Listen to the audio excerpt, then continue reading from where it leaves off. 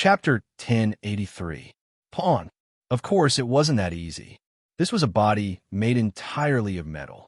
Although it was a dog, it was indeed made of metal. Even Taienzi couldn't feel pain. The reason why he let out such a miserable cry was because of the mental impact brought by the kick. This made Taienzi start to doubt his life. Since entering the Penglai treasure house, it seemed that nothing went smoothly. What's the matter with this old dog? Gong Sunhua lifted the metal dog again. He found that the metal dog's expression was surprisingly rich. From the panic at the beginning to the desperate look now, it was so vivid. Gong Sunhua shook his head casually, only to find that the old metal dog was no longer angry. Then, no matter how dangerous Gong Sunhua was and how he stepped on the old metal dog several times, the old metal dog didn't make a sound, as if it had become stupid. Don't waste time on this weird dog. Gong Fanqing shook her head at this time. There's still several secret areas. Let's go and have a look first. Gong Sunhua nodded, throwing the metal dog to Jiangzhua. Jiangzhua caught the metal dog and hugged it in his arms. He grabbed the back of the metal dog and pulled it open curiously. Then he fiddled with it. He found that the metal dog's expression was indeed like an empty shell. He clicked his tongue in wonder. At this time, the metal dog's eyes slowly moved to Jiangzhua's face. They looked at each other for a moment, and then slowly lowered its head, looking at its hind leg, which was caught by Jiangzhua. It always felt that it had lost something. At this time, a certain soul in the metal dog would rather die in the hands of the newly resurrected Count Decria. It really wanted to die. Inside the Lesia, in the inner layer of the huge rotating metal pillar in the center, there was a transport pipe leading to the top.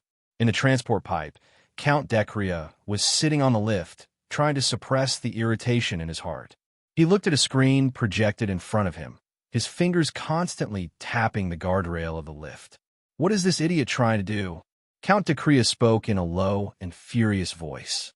Over the years, I've actually used up 60% of the essence produced by the Myriad Essence Mother Mine. A quarter of Lesia's energy reserve has been used up. Answer. This is the standard amount used to produce the highest configuration Valkyrie Gaia. The probationary model next to the Count answered expressionlessly. The Count's heart was very conflicted. After his body was remolded, the Valkyrie in the pool of myriad elements had started to produce, and it had been a long time since then.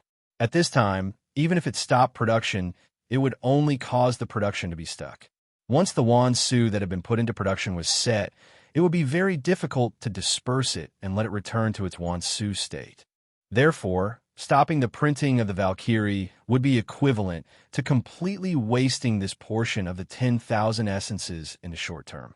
If that was the case, Decria held on tightly, but he was unwilling to give up, so he could only brace himself and not allow the trial model to intervene and stop the operation. However, the Count needed to log in to the mainframe before the printing of the Valkyrie was completed. Otherwise, with the authority of the trial model, he wouldn't be able to command the Valkyrie. The Valkyrie would automatically operate according to its own intelligence. Looking at the situation, it would probably directly carry out an annihilation operation. Forget it. Let's just waste it. Count Decria shook his head. As long as I succeed in seizing the authority of the Penglai Immortal, it will all return. Moreover, if I can replace the origin agent after it matures. The Count didn't even dare to think that such a good thing would actually happen to him after he woke up.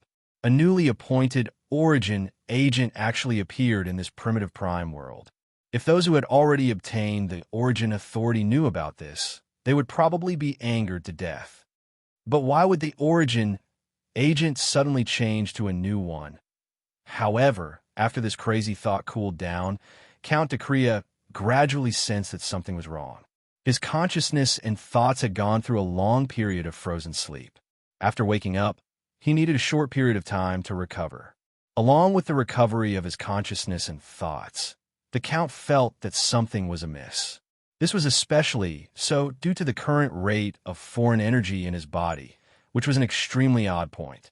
Even if the trial model had degenerated to the lowest level of intelligence, it could have just followed the hidden instructions and sent a black soul envoy to him to change his body.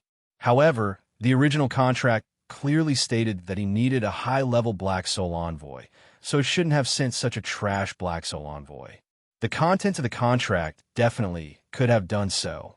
The spirit of the contract wouldn't allow such a thing to happen. Most importantly, after he went into hibernation, he had already closed the Punlai treasury so that no accidents would occur in the treasury during this specific period of time. However, from the memories of the trial model, the treasury had already been opened and almost all of the combat model Gaias had been lost, including a Valkyrie. The remaining trial model's intelligence had even degenerated. I keep feeling that something is wrong. The more Count Decrea thought about it, the stranger he felt. At that moment, the elevator abruptly stopped and opened up. Ahead was a metal bridge that led directly to the center of the rotating metal pillar of the Lysia. Here, he discovered that the huge metal pillar that connected the Lysia wasn't completely connected. It was split into two, and at the intersection point, there was a huge sphere that connected the two parts. Count Decrea directly walked on the metal bridge that led to the sphere. For the current him, even if he felt that something was wrong, he couldn't stop and do what he needed to do. He had to regain the highest authority of the Decrea, because at that moment, he was only left with his transplanted consciousness. Apart from that, he had nothing else. Fortunately, there was still a trial model left behind. Because of the existence of hidden commands, he could still control it. Otherwise, Count Decrea wouldn't have been able to revive even if the highest level Black Soul emissary was sent over. As he walked, he looked at the brocade box in his hand. Inside was a section of Immortal Punlai's hand bone. He remembered that when he ambushed Immortal Punlai's body should have been complete. However, at this moment, the prototype Gaia behind him suddenly stopped and looked down at the metal bridge. Count Decrea was startled, frowning at the same time. A green light gradually intensified below, accompanied by a strange, beastly roar. An ancient transportation tool that Count Decrea couldn't find in the Eternal Kingdom Research Institute's library quickly became clear. A carriage pulled by a black bull. On the carriage, there was a thin man with a gloomy expression. Xiao Shengma. The man quickly drove the carriage and landed on the huge metal bridge, blocking Count Decrea's path. Count Decrea furrowed his brows. Clearly, he didn't expect an uninvited guest to this place. As for Xiao Shengma, who was driving the carriage, he was also astonished to encounter Count Decrea and the prototype Gaia. Get rid of him. Count Decrea waved his hand. The completion of the Valkyrie class was imminent. He didn't want to waste any time. Understood. The hidden command was of utmost importance. The trial model Gaia charged out, its purple skirt fluttering on the metal bridge as it rapidly shrunk. Xiao Shengma's expression changed slightly. He didn't have time to speak and hurriedly drove the carriage into the sky. At that moment, the trial model Gaia waved its arm and a huge lightning ball with a diameter of 1 meter shot up from the bottom of the carriage, directly hitting the carriage. The black bulls pulling the carriage let out miserable cries and were instantly turned into black smoke under the might of the lightning ball. At that moment, a sinister wind spiraled up and swept Xiao Shengma several meters away. He held the 10,000 Ghost Pagoda in one hand and looked over. But at that moment, the small pagoda in Xiao Shengma's hand suddenly trembled. The Ghost City's city lord couldn't help but frown as his mind raced. But at that moment, Count Decrea didn't even turn his head as he walked towards the huge sphere at the end of the metal bridge. Xiao Shengma frowned and turned into a black wind, chasing after Count Decrea. But the trial model Gaia was still carrying out Count Decrea's orders. Behind the trial model Gaia, hundreds of lightning balls floated and formed a huge wall of lightning balls, blocking in front of Xiao Shengma. Facing the lightning power that was innately effective against ghosts, the Ghost City's city lord couldn't help but frown. Xiao Shengma snorted coldly and the sinister wind swirled back, revealing his original form. He also brought out the 10,000 Ghost Pagoda.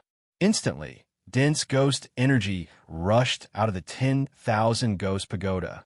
Inside the ghost energy, tens of thousands of ghosts wailed, and countless ferocious ghosts burst out like a flood.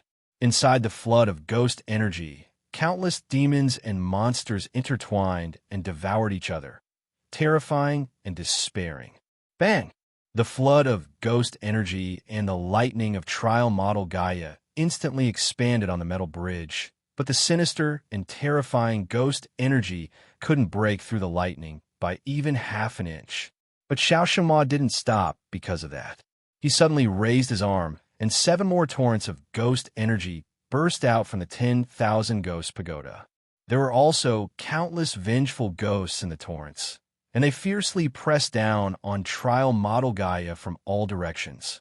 A large number of ghosts were annihilated the moment they collided with the lightning of trial model Gaia. This was the temporary state of trial model Gaia by consuming a large amount of energy. There were 100,000 ghost soldiers and ghost generals living in the 10,000 Ghost Pagoda, and it also had the aura of the dead in Fengdu Ghost City. It had a very deep foundation, but facing such a rapid consumption, the 10,000 Ghost Pagoda wouldn't be able to last for long. Therefore, the city lord of the Ghost City shouted in a deep voice and brought out the 10,000 Ghost Pagoda again. The 10,000 Ghost Pagoda suddenly shot out a black light. This black light instantly shot through the gaps in the wall of lightning balls toward the back of Count Decria, who was approaching the huge sphere. Facing the danger, Count Decria calmly waved his hand and spread his fingers. The black light shot out from the myriad Ghost Pagoda was immediately blocked by a semicircle barrier. But at this moment, Count Decria felt an even greater crisis. His expression slightly changed, and he hastily looked up. Above him, a short old man appeared out of nowhere, holding a sharp sword with both hands and stabbing down vertically. Chichikamaya. Count Decria coldly snorted and fearlessly looked at Chichikamaya's sharp sword stabbing down. When the sword was about to pierce through Count Decria's forehead, it suddenly stopped. Chichikamaya was startled as he heard the sound of explosions coming from the tip of his sword. He couldn't move an inch forward, but his shock only lasted for a moment. Seeing that his attack didn't hit, Chichikamaya instantly jumped up without any hesitation. After that, Count Decria slightly narrowed his eyes, because behind him he felt an extremely strong sense of crisis. Behind him, several cold lights silently appeared. However, this rapid assassination attempt was ultimately blocked by Count Decria's mystical barrier. In the blink of an eye, a purple light flashed across the body of the prototype Gaia. A small figure actually escaped from its body in an instant. The figure that broke away quickly transformed into a brand new prototype Gaia. It instantly rushed to Count Decria's side and waved its hand like a saber, forcing the ambusher to retreat and leaving a deep wound on the ambusher's body. "Ghost baby!" Chichikamaya shouted. That sneak attacker jumped back in the air and finally landed beside Chichikamaya. Ghost baby's face was slightly pale, and there was a wound on his chest dripping with blood. "I'm fine. What a wonderful assassination." Count Decria's voice was filled with cold intent. "Unfortunately, your strength is too low." After saying that, Count Decria waved his hand once more. Once again, the prototype Gaia's doppelganger lowered its body and stuck close to the metal bridge's surface. With a thunderous momentum, it charged forward. Chichikamaya and Ghost Baby looked at each other and instantly jumped away before prototype Gaia's attack. Whether it's enough or not, we'll know after we try. A clear voice suddenly sounded. The instant Chichikamaya and Ghost Baby separated, a golden figure instantly rushed out and directly faced prototype Gaia's doppelganger. The moment this golden figure touched prototype Gaia's doppelganger, it directly shattered it. Then a fist landed on Count Decria's body. This instantaneous attack caused Count Decria to hurriedly raise his barrier. But his barrier only lasted for a moment before it was broken by the fist. The fist wasn't large, but it seemed to contain unparalleled strength. This fist finally landed solidly on Count Decria's chest. Count Decria's handsome face instantly contorted from the pain. His body was sent flying backwards and rolled on the metal bridge for a dozen meters before stopping. The fallen Count Decria coughed out a pool of black liquid. He raised his head and saw a golden figure blocking the path to the sphere. This energy rhythm. Count Decria staggered up as he sized up the figure with a gloomy expression. The golden light on the golden figure gradually faded. It was Kelowna, Shinryu Long Shiroa's created body. The creation body looked at Count Decria, who had wiped the black liquid from the corner of his mouth, and said with a frown, "You're the invader from the outer realms? You don't look like much, but..." The eyes of the created body locked onto the prototype, Gaia. "This plaything is much more dangerous. Just a test subject," Count Decria said coldly. "At most, it's Penglai's inheritance." Gaia. Level 3 restriction lifted. Time limit, 3 minutes. Behind, the prototype Gaia that was being suppressed by the ghostly aura suddenly moved. Understood, her purple pupils instantly shrank. After that, a huge burst of energy broke through all of the ghostly chi. Xiao Shimal was shocked. After the ghostly aura was dispersed, Gaia disappeared without a trace. Behind, Long Shiroa's created body shouted at this time. Xiao Shimal's expression stiffened. A spear of lightning had already pierced through his chest from behind. At this moment, over 100 bolts of lightning directly exploded in his chest. After that, the lightning spear was pulled out of Xiao Shengma's chest. Xiao Shengma fell down and landed on the metal bridge. Count Decria said solemnly, "Let's end this quickly." Understood. The light ball broke through the clouds and ascended all the way to the highest point of this huge mountain.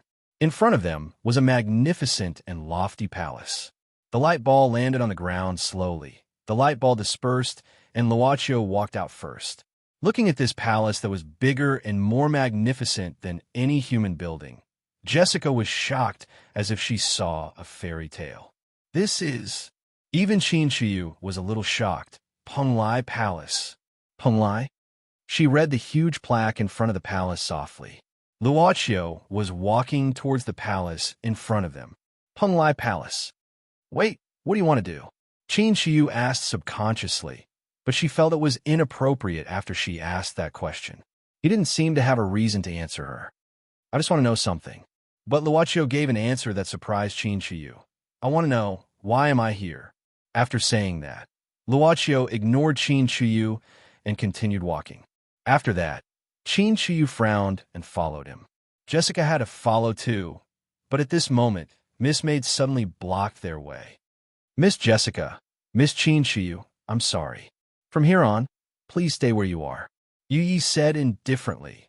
"From here on, you're not allowed to pass." Qin Shiyu frowned, but even so, Miss Maid didn't seem to want to follow them. Chapter 1084. A huge dent appeared on the thick metal deck due to the fierce collision. The body that was deeply embedded in the dent was the body created by Long Shiroa. Inside the Lesia, at the center of the rotating metal cylinder, the prototype Gaia did not stop at all. It waved its arms, and countless lightning spears pierced towards the body created by Gaia. In a hurry, the body created by Gaia could only cross its arms and block in front of its body. The might of the lightning spears was terrifying, and just blocking them was very taxing. After all, it was just a body created by an item, so it was unable to fully utilize the true dragon strength. Under the fierce attacks of the prototype Gaia that had removed the restrictions on the streets, the created body was obviously at a disadvantage. This scene shocked Chichi Kamaya and Ghost Child. They did not know how much Long Shiroa's body had weakened, but the strongest guardian of Kelowna was suppressed to the point that she could only protect herself. Even with Chichi Kamaya's long life, this was the first time he had seen this. "Mr. Tortoise," Ghost Child hesitantly called out. Chichi Kamaya could only helplessly say, "This level of battle is not something you and I can interfere in.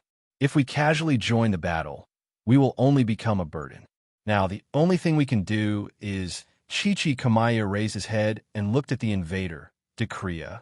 At this moment, Count Decria was paying close attention to the battle between the prototype Gaia and the body created by Gaia.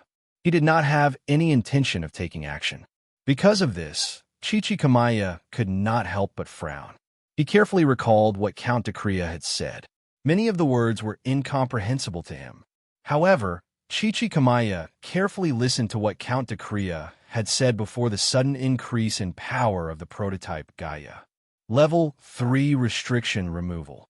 Time limit, 3 minutes. This thing's power suddenly surged. It doesn't seem to be able to maintain it for long. Chichikamaya said in a low voice. Also, this alien invader hasn't made a move yet. Instead, it's paying close attention. It's very likely that something will happen once the time limit is exceeded. That's why it's not acting rashly. This thing is controlled by the other realm invaders. If we can heavily injure this other realm invader. Killing intent flashed in Ghostchild's eyes, but he felt somewhat helpless. But this fellow's barrier is really, without reaching the level of creating a body, it was indeed impossible to break through Count Dacrea's barrier. Chichikamaya suddenly sat down, which puzzled Ghost Baby. However, Chichikamaya's actions were also strange. His wide sleeves hung on the surface of the metal bridge, completely covering his hands. Go take a look at City Lord Zhao's injuries. Chichikamaya said with a serious expression. Right now, we can only wait for the victory of this battle. Although he didn't understand why Chichikamaya would give such an order, Ghostchild didn't hesitate and nodded. While being on guard against Count Dacrea, he silently approached the motionless Zhao. At this moment, without anyone noticing, some small things slowly crawled out from Chichikamaya's sleeves.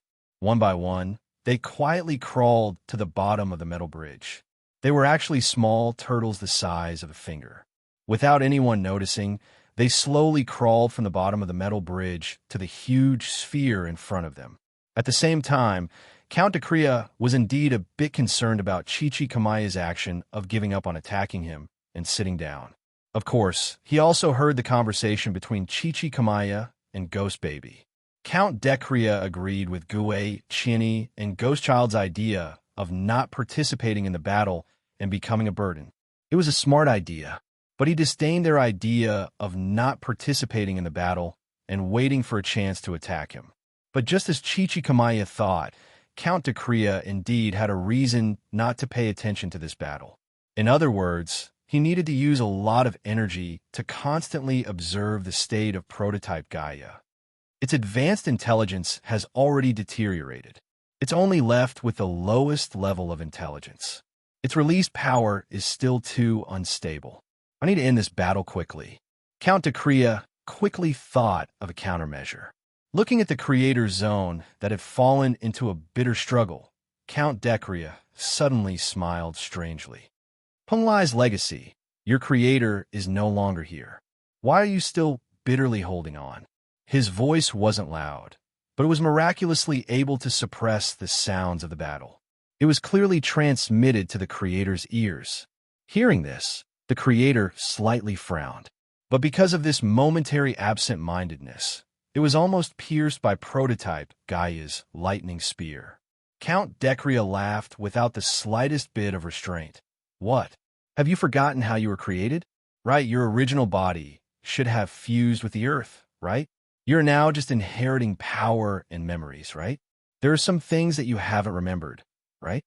Blabber, blabber, blabber. Didn't your mother teach you to shut up? The creator's body was furious and roared at Count Dacrea. Count Dacrea sneered. What a lowly experimental subject. Have you forgotten that I'm also one of your creators? Experiment number 009. Dragon Seed? What? At this moment, the body of creation was truly absent-minded. Countless chaotic scenes flashed madly through its mind. At this moment, prototype Gaia grasped the opportunity and shot out the lightning spear in its hand. The creator's body couldn't dodge in time and could only watch as the lightning spear pierced through its abdomen and nailed it to the metal wall. At the same time, 2 more lightning spears shot out and nailed the creator's palms, fixing it in place. Count Dacrea chuckled. Oh, actually, saying that I'm your creator is a bit untrue. At most, I only adjusted some parameters for you. Dragon Seed, your creator is long gone. He was killed by me. My teacher, Prince Cicero. That's right, it's the so-called Penglai immortal that you, the natives of this world have long abandoned. The creator's body was nailed to the ground and had to endure the terrifying lightning power released by the lightning spear. It raised its head with difficulty and gritted its teeth. I don't know, what are you talking about? The main world is constantly evolving and perfecting itself. It's limitless.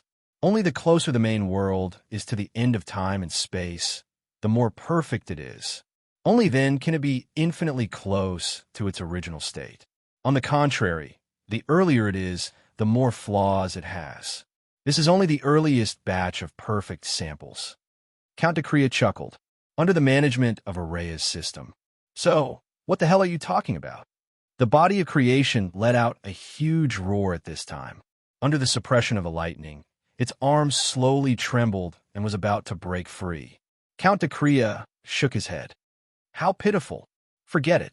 After I take over my teacher's authority, I'll also take over your teacher's legacy. Of course, I'll also adjust your parameters. Gaia, deal with it. Don't worry about it breaking. I can fix it. Understood. 2 lightning spears appeared in prototype Gaia's hands once again, but right at this moment, a huge explosive sound was suddenly heard from the sphere connected to the huge rotating pillar. Flames shot out from the inside of the sphere at this moment. At the same time, the rotating speed of the huge metal pillar gradually slowed down. Count Dacrea was startled at first, and then revealed an incomparably furious expression. In an instant, Count Dacrea realized something and looked at Chichi-Kamaya, who was sitting on the ground. Rupturing tortoise. This old man raised this toy when I had nothing to do. Chichi-Kamaya slowly stood up and narrowed his eyes. You seem to care a lot about that place, right? You've been wanting to go in since a while ago. Although I don't know what's inside, I think it's right to destroy it. Count Dacrea was flustered and exasperated. He angrily said, "You dare." However, due to the internal explosion, the huge sphere suddenly shifted. This slight shift caused the sphere to slip out from the joint of the 2 rotating metal pillars and fall straight down. Damn it! Count Dacrea saw this and couldn't care less about Chichi-Kamaya. He directly jumped off the metal bridge and rushed towards the falling sphere. In front of the majestic palace, Luochio stood at the huge entrance. Luochio hadn't felt so small in a long time. Of course, it was purely a visual impact. The passageway was dim, but the walls of the passageway were pure and flawless. It was as if they were made by nature, and not a single crack could be found.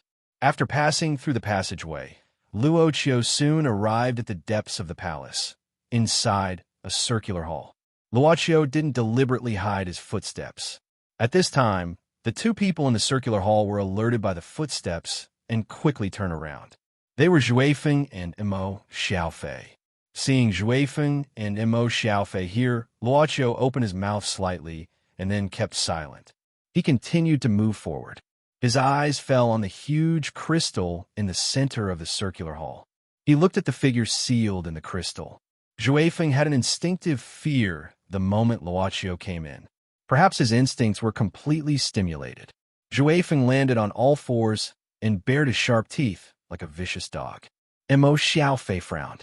At this time, Xuefeng suddenly rushed out and shouted angrily, "What are you doing here?" Luochio stretched out his hand toward Xuefeng and then moved to the side.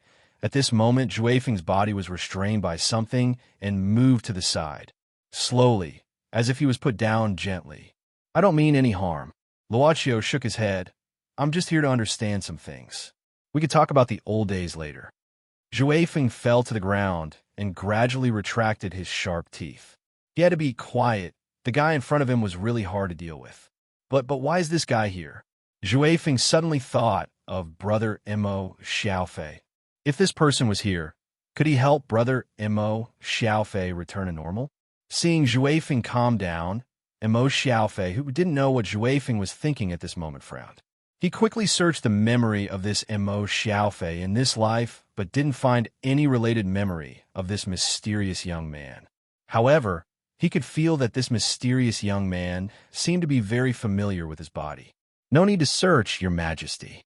Luochio glanced at Emo Xiaofei casually. "I've met Emo Xiaofei before, but he didn't look like this at that time." Later on, I didn't specially meet him, so I couldn't recognize him. You know me? Mo Xiaofei couldn't help frowning deeper. At the same time, he seemed to think of something, and then his face changed slightly. I've read about it in the book. Luochio smiled slightly. I think there should be very few people who don't know about the first emperor. I'm quite surprised that your majesty woke up, but I hope you won't stay too long. After all, Mo Xiaofei has a contract with us. Mo Xiaofei frowned at this time, remaining silent. At this time, Luochio approached the huge crystal again, but Mo Xiaofei locked his eyes on Luochio. As Luochio walked closer, his eyes didn't stop moving until Luochio walked past him. I won't touch the things here. Your Majesty, please do as you please. Luochio didn't look back at this time and walked directly to the crystal. Then he took another step. This step, he walked directly into the huge crystal. The next step, Luochio had walked into the crystal. However, after he entered the crystal, he disappeared. Zhuefeng rushed up curiously at this time, trying to touch the place where Luochio walked in, but found that his hand couldn't go through at all. Is this guy a ghost? Zhuefeng couldn't help scratching his head. Big brother? Zhuefeng looked at Mo Xiaofei again, only to see that this big brother still gave him a great majesty, but the hair of this big brother seemed to be wet. Mo Xiaofei suddenly sighed and said in a deep voice, "Let this person be. Not to mention that I was once the emperor. I'm afraid there's no one in this world who can stop him."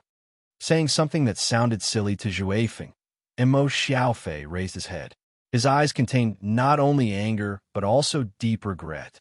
He said in a low voice, "In the past, in order to resurrect you, what I did, big brother." Mo Xiaofei just slowly closed his eyes. It was like a journey of time, long and short. After passing through the darkness, his eyes were suddenly filled with white light. There was a soft touch under his feet. Luochio looked around. The smell of green grass, moist soil, fragrant flowers, swaying tree shadows, and butterflies fluttering here, flying to one side. Above his head was a clean and quiet sky, separated only by a layer of metal and transparent glass that was a huge cover. This was a courtyard in a cage. "Don't just stand there, come here." The voice came from above. Luochio looked up and saw a man standing in the upper corridor of a cage. He lowered his head and made an inviting gesture to Luochio. The man had long hair that almost reached his legs. He wore a white tunic robe with gold. It was hard to tell what style it was, but it was obviously not a common ancient costume.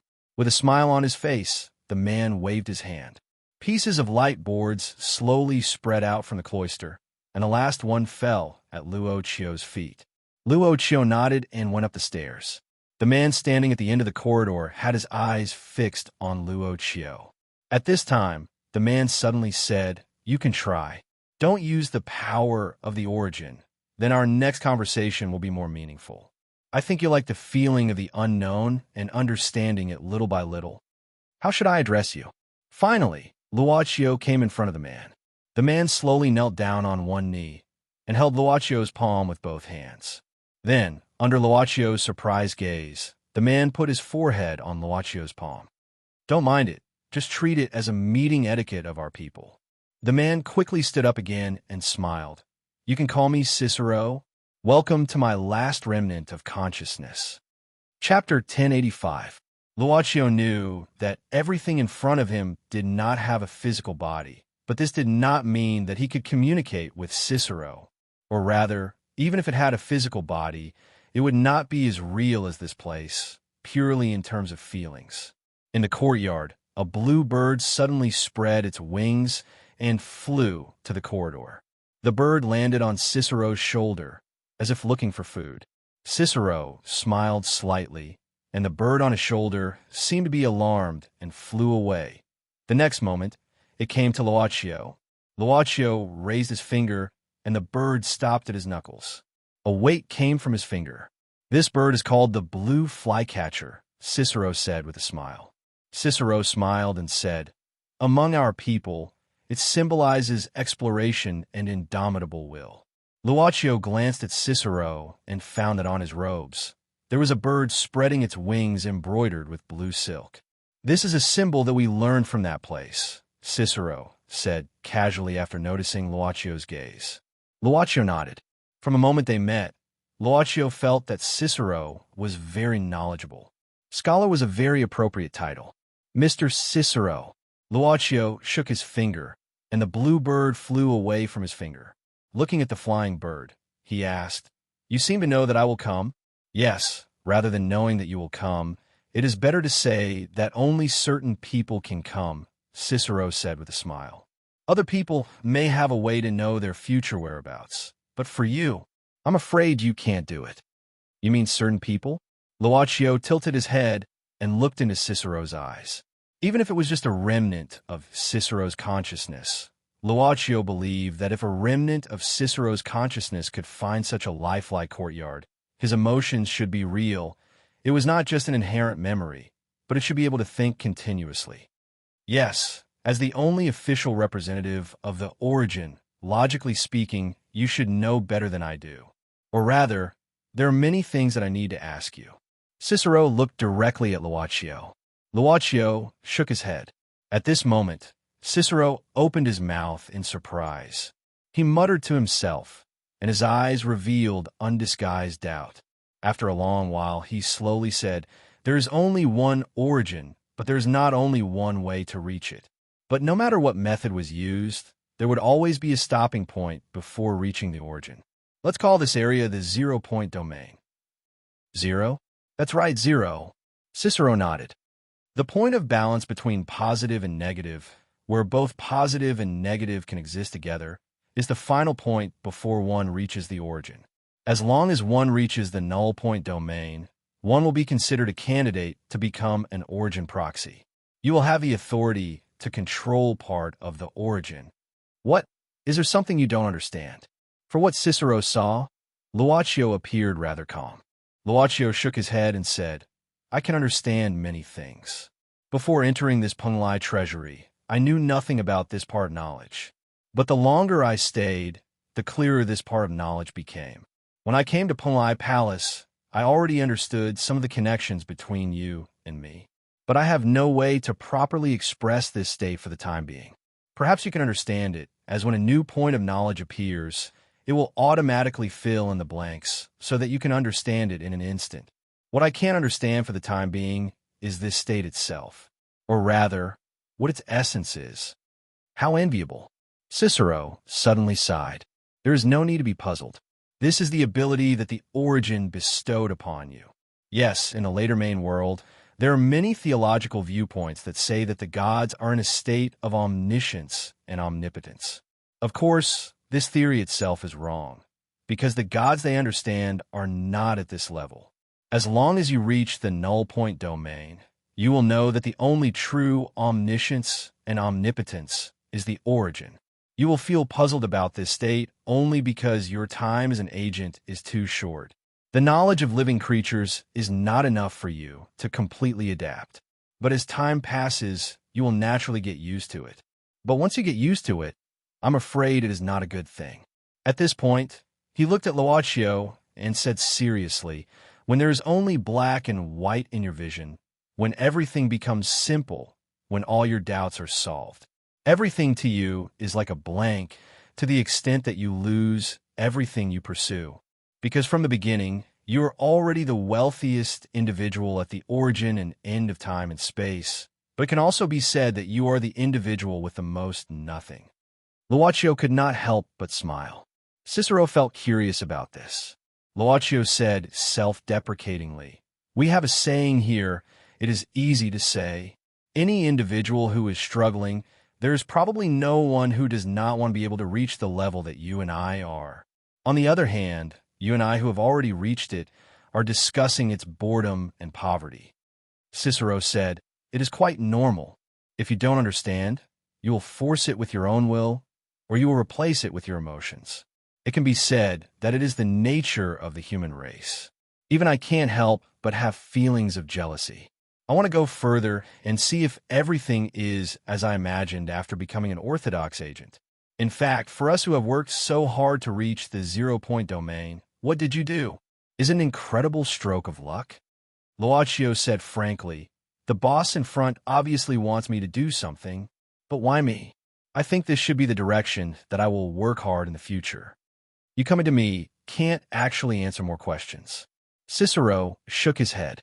In the competition of the 0-point domain, I am obviously the loser. I had no choice but to hide in this half-abandoned early main world. Later, I was even plotted against by a former student of mine. Now, only this last remnant of consciousness is left. Do you resent this student of yours? Luaccio asked curiously. He knew that this student was the creator of the Punglai treasure vault. Cicero said, in the past, De Cray was not considered outstanding among my many students. He could even be defined as mediocre. But he stayed by my side the longest. Why do you think it is?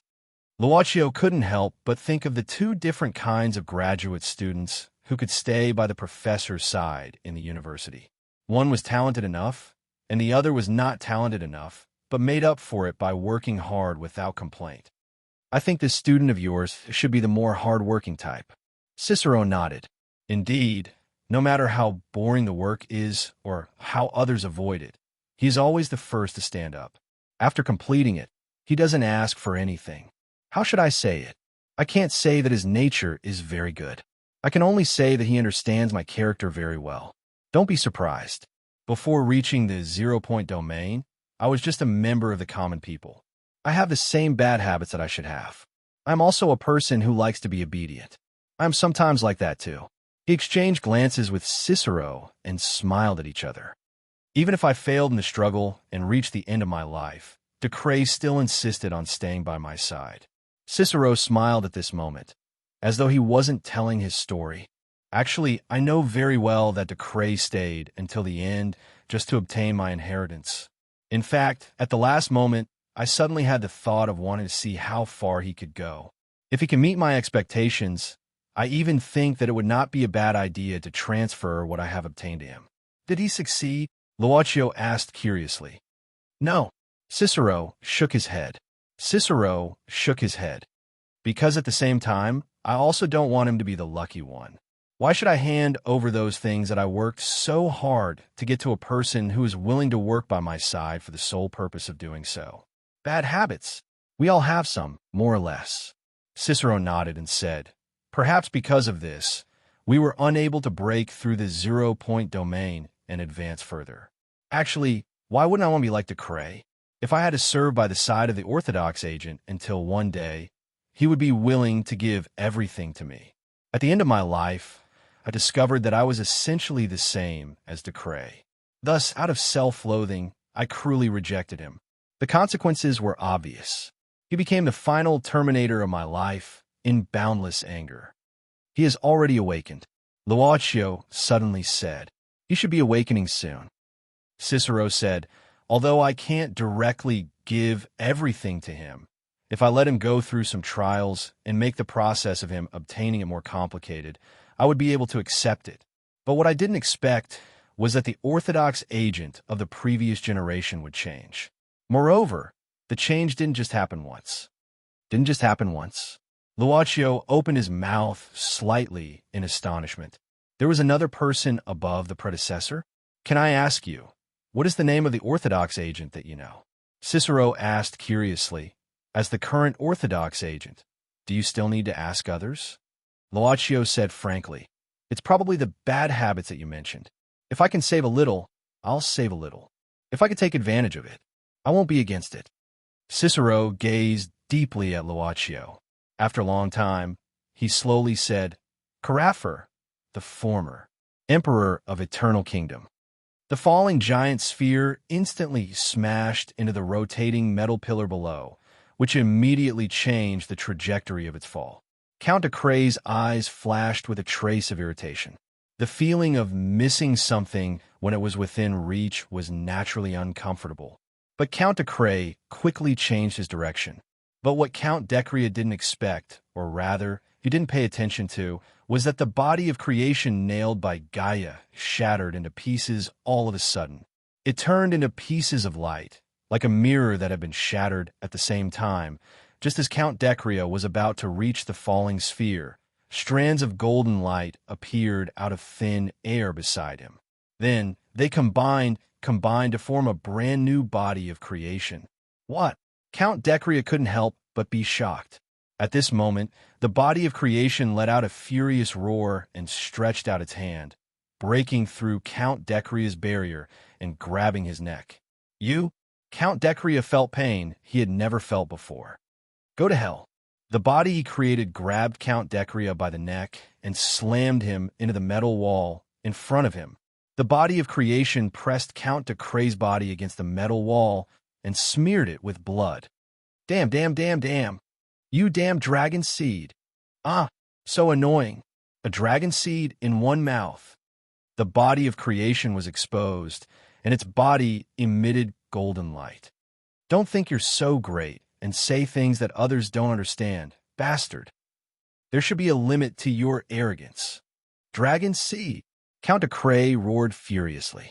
His body instantly vaporized and turned into black smoke, escaping from the hands of the body of creation.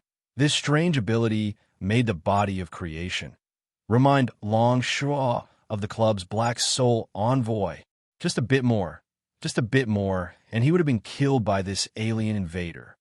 Gaia, level 2 restriction lifted. Count Decria roared. Nobody can stop me. Even if you're Cicero's inheritance, you can't. At this moment, a mournful scream was so loud that it made one's scalp numb. At this moment, the surroundings seemed to have turned into a pool of lightning. Terrifying lightning bolts shot out in all directions, striking the surroundings as if it wanted to destroy everything. And the source of all this was the prototype, Gaia. At this moment, prototype Gaia hugged its head with both hands, as if it was in great pain. The scream came from its mouth. Under the terrifying lightning of prototype Gaia, Kelowna, Shinryu's body of creation, was instantly struck down. This completely exceeded the limits of what the body of creation could withstand. Just as prototype Gaia went crazy and crazily attacked everything, Count Decria finally arrived on top of the huge sphere. After the sphere fell, it finally got stuck on a platform. However, what made Count Decria terrified was that prototype Gaia's attacks didn't differentiate between friend and foe. At this moment, a huge lightning bolt moved along the metal wall and directly struck the huge sphere. Rumble! At this moment, the huge sphere exploded. No! Count Decria let out a furious roar. From the explosion of the huge sphere, a fist-sized golden light ball suddenly shot out. Book of Araya. When Count Decria saw this, he wanted to grab the golden ball of light without regard for anything else. Boom! But at this moment, the metal wall beside him suddenly exploded and a petite figure walked out from the hole. The golden light ball that exploded from the huge sphere was thrown in front of this petite figure, and she subconsciously grabbed it in her hands. It was Su Zijuan, who charged in recklessly. At this moment, she was holding a battered combat-type Gaia in her hands. Chapter 1086. Princess, Big Sister. Chi-Chi Kamaya and Ghost Baby shouts came from above, but Su Zijuan didn't respond immediately. Because at this moment, a guy whose name she couldn't call out, who looked neither male nor female, was pouncing towards her with a ferocious expression. This isn't something you can touch. Count Decria angrily roared. Anyone would be driven mad. The thing he had painstakingly tried to obtain was actually taken away by a random intruder for no reason at all. But for Su Zijuan, as the saying goes, if you pick up a treasure on the ground, ask heaven and earth. Ask Egi. Su Zijuan didn't say anything and directly threw the broken Gaia in her hand towards Count Decria. Ba's body was very strong. Using the strength of the thrown body, the broken battle-type Gaia flew out like a cannonball and smashed into Count Decria's body. The Count's barrier blocked the impact of the battle-type Gaia, but the inertia sent it flying backward. Bang! Count Decria's body instantly crashed into the wreckage of the huge sphere. Then Su Zijuan jumped onto the metal bridge above. Su Zijuan's palm struck out, and a huge dark red demonic power collided with the thunderbolts that continuously struck Shinryu's body, blocking the terrifying thunderbolts for the body. After that, the body of creation fell on the metal bridge. Su Zijuan looked at the prototype Gaia, which was constantly shooting out lightning bolts, and quickly moved to the front of the body of creation. The body staggered to its feet, while Su Zijuan frowned. "What's wrong with you? Why did you become so weak?" "Let's talk about it later." The body raised its head. "Help me do something." Su Zijuan frowned. "No, I have goosebumps all over my body. It's definitely not something good." "Good. Be obedient." At this time, the body of creation suddenly burst out and directly stabbed into Su Zijuan's chest. Such a violent action made Su Zijuan's face turn red. Su Zijuan immediately let out a scream. "Old woman, you're serious." "Cut the crap." The body of creation gritted its teeth. "I'll compensate you after this. You can drink to your heart's content from the hospital's blood bank." "I don't want to." "Damn it." Su Zijuan tried her best to resist, but deep in her body, or perhaps deep in her soul, there was a feeling of being unable to resist, causing her to lose all strength to resist. She couldn't help but let out a high-pitched moan. "Don't, at least not here, old hag. When I get back, I'll definitely tear down your hospital." Her body leaned back in an instant, and she stuck out her chest. A huge force began to spread out along with the body of creation's hand. At this time, as the body of creation's hand slowly pulled out, countless streams of energy were released from Su Zijuan's chest like ribbons. They fluttered in the air and faced the power of lightning. The turbulent flow of golden energy offset the terrifying lightning. A golden sword shadow slowly appeared from Su Zijuan's chest at this moment. Finally, the body of creation suddenly exerted its strength and completely pulled out the sword shadow in an instant. At this moment, Su Zijuan's body leaned back as far as it could, and the sound of groaning also reached its peak. The sleeping Xinyuan sword spirit. In the name of Shinryu. In the name of the eldest princess of the Xinyuan royal family. The body of creation released a deep and loud voice from its mouth. It suddenly waved its arm, and a foot-long golden sword shadow was raised high. After that, the body of creation directly pushed the weak Su Zijuan towards Chichikamaya and the ghost baby. Su Zijuan directly hit Chichikamaya, and then the ghost baby reached out to catch her. "Damn old hag. I'm heartless when I pull out my sword. If I don't eat up your blood, I'm not Su Zijuan. Big sister, can you warm up first?" At this time, Su Zijuan was weak and powerless. She stared fiercely at the ghost baby who was supporting her, opened her mouth, and bit the ghost baby's arm directly. The ghost baby frowned and let Su Zijuan bite his arm and began to suck his blood. "You should find a woman. This blood is too dry. It's really passed down in the Xinyuan royal family." The ghost baby sighed and looked up at the body of creation that was holding the golden sword shadow and controlling the power of Shinryu and the Xinyuan royal family's Xinyuan sword at the same time. Above, the body of creation that was holding the golden sword shadow with both hands slashed down at the prototype Gaia with the force of a thunderbolt. At this moment, the two extremely powerful forces collided violently in this huge space. The surrounding metal walls were like loose soil, easily broken apart by the scattered energy turbulence. Chi, chi, chi. The collision of the huge forces caused a powerful shockwave that swept through the entire space, destroying everything. At this moment, the body of creation let out a huge dragon roar, and the golden sword shadow finally broke through the layers of lightning power of the prototype Gaia and slashed it down. A terrifying sword light broke through the Lysia and penetrated the mountain that it was hiding in. Outside the huge mountain, the sword light finally dissipated in the sea of clouds. At this moment, the body of creation looked at the prototype Gaia that was slashed down. It was buried in a large amount of metal wreckage. Its body was like a puppet that had been replaced, and its limbs and body kept shaking.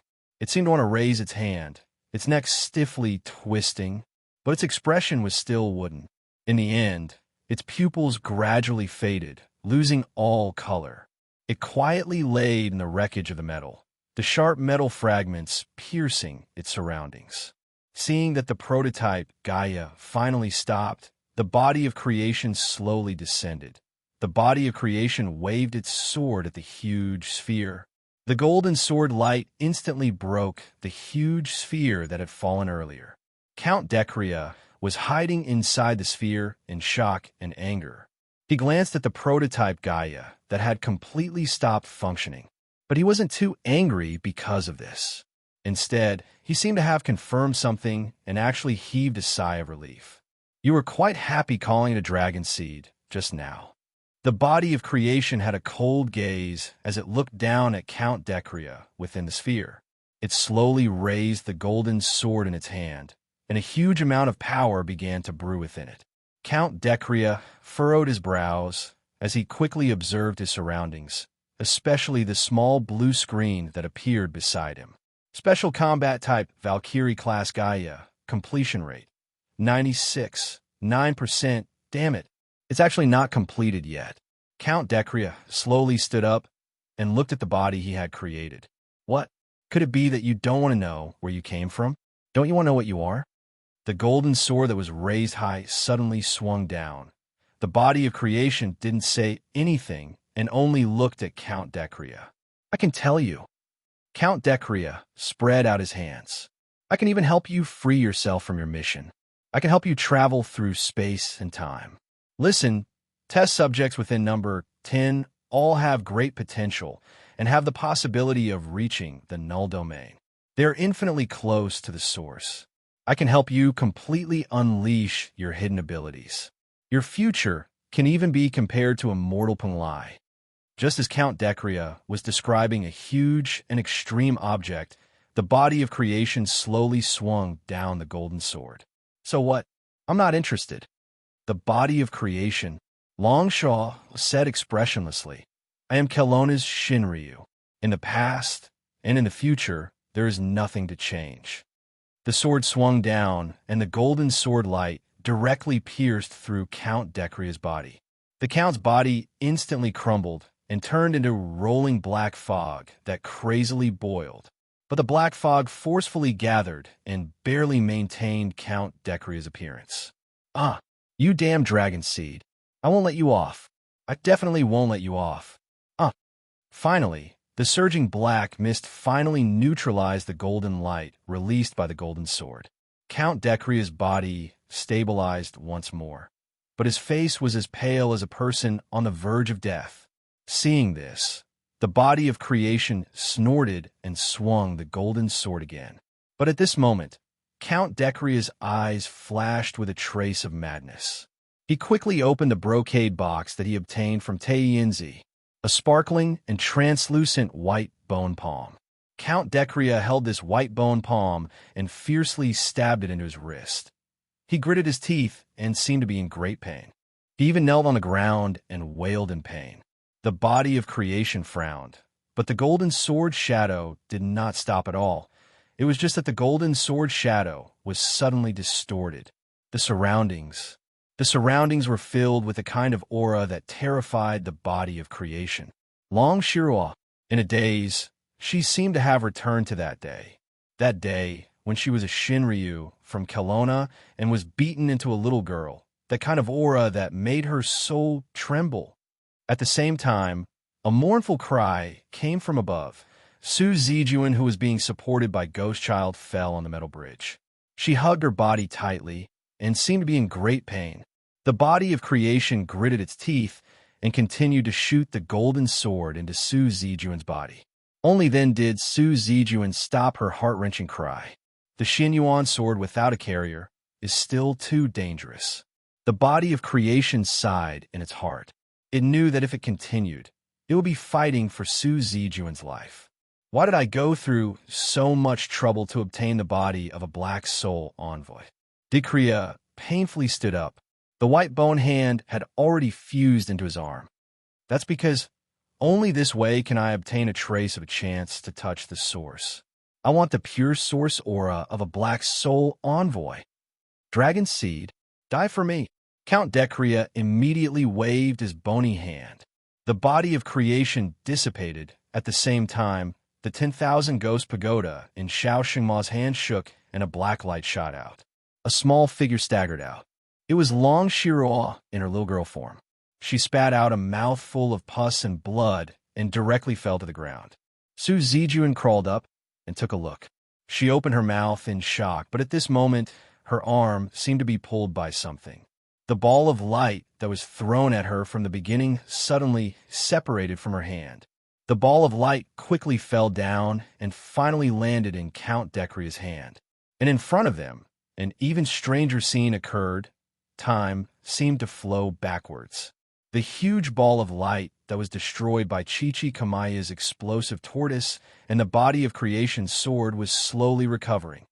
All of this seemed to originate from the white bone palm that had fused into Count Dekria's hand. This is the power of the source. Even time can be distorted. Count Dekria laughed crazily. Success. Success. Teacher Cicero, did you see it? I finally got it. I finally got it. The blue Dylan flycatcher suddenly spread its wings and flew across the courtyard of the cage. It flew to the edge of the courtyard. It seemed to want to rush out, but was quickly blocked by the huge cage. Thus, it was very unwilling and used its body to smash against the barrier between it and the outside world, but it seemed to be in vain. Luocio looked at the small Dylan flycatcher and suddenly said, "The Eternal Kingdom is Mr. Cicero's hometown, right?" Cicero also looked at the struggling Blutter flycatcher and nodded. "There's also a courtyard like this over there." Luocio looked outside the cage. It was empty outside. What is outside the cage? Cicero said, "I don't know. I've never been out of the past. I thought that everything in this cage was over. But there is something that wants to go out. But what? The Eternal Kingdom doesn't exist." Cicero looked at Luocio. "If you are interested, don't just explore the future. You can go back and see the original world, see the rise and fall of the Eternal Kingdom." "I will." Luocio nodded. Cicero's body disappeared bit by bit. Everything in the courtyard of the cage also disappeared bit by bit. He said with a smile, "I will leave my useless student to you." Luocio shook his head. "I am just doing business according to the rules." Cicero smiled and didn't say anything else. Instead, he said softly, "Finally, can you leave me alone?" Luocio was startled and then nodded. He closed his eyes and didn't stay for too long before he left the courtyard within the cage. The courtyard was like a bubble that had been popped and disappeared in the end. Finally, Cicero raised his head and looked at the struggling Dylan flycatcher, watching it disappear before him. "What is outside the cage? I really want to see it for myself. I probably can't. I hope you can do it. I hope you can surpass His Majesty Califar. I hope you can be free. Your Highness." Chapter 1087. How is it? Reverend Huanyang helplessly returned to Dark Tushan. He had explored this place, but apart from a large number of strange containers, strange specimens, and some strange containers, he did not find anything of value. Ming Tushan shook his head and looked at Yin Lu, who was lying on the ground. This guy is sealed by a strong, cold power, and even his consciousness seems to be frozen. If we can't break this cold power, I'm afraid it'll be hard to wake him up. Well, Immortal Huanyang frowned, and then looked at Taoist Huangmu, who was keeping watch at the door. "What's the situation outside?" Taoist Huangmu hurriedly said, "Those metal boxes haven't returned for a long time, so they might have left. Vice President, what should we do now?" After all, it wasn't a good idea to keep hiding here. Immortal Huanyang gritted his teeth and said, "Let's leave this place first." Ming Tushan agreed with Immortal Huanyang's plan and asked someone to carry the unconscious Yin Lu. The group quietly opened the door of this strange place and walked out carefully with their breaths restrained. However, after walking for a while, Ming Tushan and his group heard a series of explosive sounds coming from the passage. The sound was so violent that it frightened Ming Tushan and his group. It seems that something is forcing its way through here. This was because it was as if someone was violently breaking through the layers of passageways and rampaging through this place. No wonder those metal boxes are gone. They must have been attracted, but we don't know who it is. In the group of survivors, a middle-aged Taoist was worried. "Let me have a look." Immortal Huanyang took a deep breath and made a gesture with his hands and mumbled. At last, he pointed his finger. Black mirror technique. In front of the group of survivors, a light mirror the size of a face appeared. In the mirror, a young girl was emitting a shocking dark red demonic power. Like a human bulldozer, she broke through layers of passages and went in a straight line with those metal boxes. Ooh, who is this girl? At this moment, Taoist Huangmu couldn't help but feel aghast in his heart. This demonic power was truly too enormous. Even though there was such a distance between them, it still made his mind feel chaotic. At this moment, Reverend Huanyang was staring fixedly at the young lady who was radiating demonic energy in the mirror. His brows were deeply furrowed. Elder Ming, could this be? Ming Tushan's face showed a trace of joy. Yes. This is Princess Zijuan of the Xianyuan royal family. I didn't expect that she would appear here. The last time I saw Princess Zijuan, it was her 700th birthday, 100 years ago, but I attended it as an invited member of the Kuan department of Xianyuan Palace. Immortal Huanyang stroked his beard and smiled. There's always a way. I didn't expect that Xianyuan Palace would come here. Since Princess Zijuan is here, I'm afraid the Xianyuan Palace is also somewhere. Maybe the Xianyuan Palace found some clues after they found the Jade Dragon Pillar, so they came to rescue us. Haha, the Xianyuan Palace has been around for a long time. If Shinryu is Kelowna's protector, then the Xianyuan Palace is our Kelowna's protector. Immortal Huanyang was very happy. We are saved. Speak of the devil. At this moment, the metal wall of the tunnel suddenly exploded, and dark red, demonic power poured into the tunnel like a hurricane. The girl in the Xian mirror charged into the passageway. She was the Princess Zijuan that Ming Tushan was talking about. Ming Tushan said excitedly, I am Ming Tushan, the elder of the Black Tortoise tribe. Greetings to the royal princess. May I ask if you no time? Go play by yourself. But before Ming Tushan could finish his words, the girl didn't even look. She directly slammed into the metal wall, broke through the wall, and continued to rush in, leaving behind this small group of lucky survivors. No time. No time. No time. No time. Ming Tushan seemed to have heard the girl's voice echoing in the tunnel, and he froze on the spot. But at the same time, Immortal Huanyang shouted, Be careful. More than 10 battle-type Gaias and more than 100 metal boxes rushed into the tunnel that Su Zijuan had broken through. A portion of the battle-type Gaias and metal boxes chased after Su Zijuan, while the other portion charged at Ming Tushan and company. Damn! What happened to the promised protectors of Kelowna? Those metal boxes had already caused the group of survivors to suffer greatly, not to mention the 7 battle-type Gaias that had been left behind. Having experienced the annihilation of the Tao Demon Association, they had an instinctive fear of Gaias from the bottom of their hearts. Don't come over. A shrill voice sounded. One of the demons in the group of survivors screamed in horror, turned around, and fled. The moment he fled, the others, including Taoist Huangmu, retreated frantically as though a switch had been turned on. The dark Tushan shuddered and finally recovered from his absent-mindedness. Even the princess of the Xianyuan Palace was being chased away by these Gaias. What else could he say? It was impossible to play with Gaias. It would never be possible. Run. At this time, the surviving team was also in a panic and did not know where to go. They only cared about running around randomly in this labyrinth-like passageway. After an unknown period of time, when the path in front of them turned into a dead alley, their faces were ashen. Immortal Huanyang let out a long sigh. It seemed that they could only fight to the death here. Everyone, even if we perish, we must do it with a bang. Letting go of the 7-star ancient sword, the Taoist priest stood in front of the crowd with a solemn expression. President Baijia, Huanyang has let you down. Saying that, Immortal Huanyang took a deep breath, activated his magic power, and swung his sword. Get down. In a split second, a shout sounded. Immortal Huanyang was startled and squatted down subconsciously, raising his sword to defend himself. At this moment, a swift figure flashed by, and the many metal boxes and the 7 battle-type Gaias in the passage were cut into 2 by something. Immortal Huanyang widened his eyes and looked at this scene in disbelief. When the last Gaia's body was cut into 2 pieces, fell to the ground, and exploded, a young man wearing a scarf walked out from the flames with a sword in his hand. That was close. I almost didn't make it. The young man looked at the old man who was squatting on the ground as if he wanted to hit him with a stick. You guys are walking here and there, making me look for you. Why don't you just squat where you were before? Huh. Reverend Huanyang was stunned.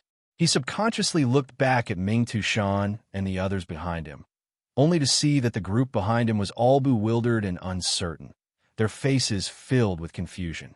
Excuse me, who are you? Wait. 1, 2, 3. The young man pointed at the people as if he was counting. Then he turned back and shouted, There's 7 in total, just like you said. Elder Bai Jia, we are all here. Among the flames, Bai Jia Daoist and Wang Hu rushed out and appeared in front of Ming Tu Shan and the others. President. Immortal Huanyang was both happy and sad at the same time. Then his expression changed slightly. Emperor White Talisman. However, the young master of White Tiger in front of him had lost an arm, which looked very tragic. It's great to see that you guys are fine. Bai Jia Daoist's eyes softened, and he said quickly, Guys, don't say anything. Time is tight, and I have found a way to leave. Really? Immortal Huanyang was delighted. Bai Jia Daoist nodded and looked at the young man wearing a scarf beside him. Taisetsu. At this time, Daz slashed at the air with his sword, and a crack appeared. President, who is this?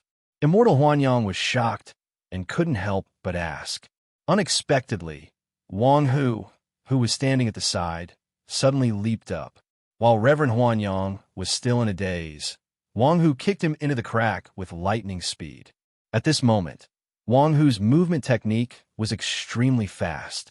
After perfected Huanyang, it was Ming Tu Shan, Huang Mu, and the others.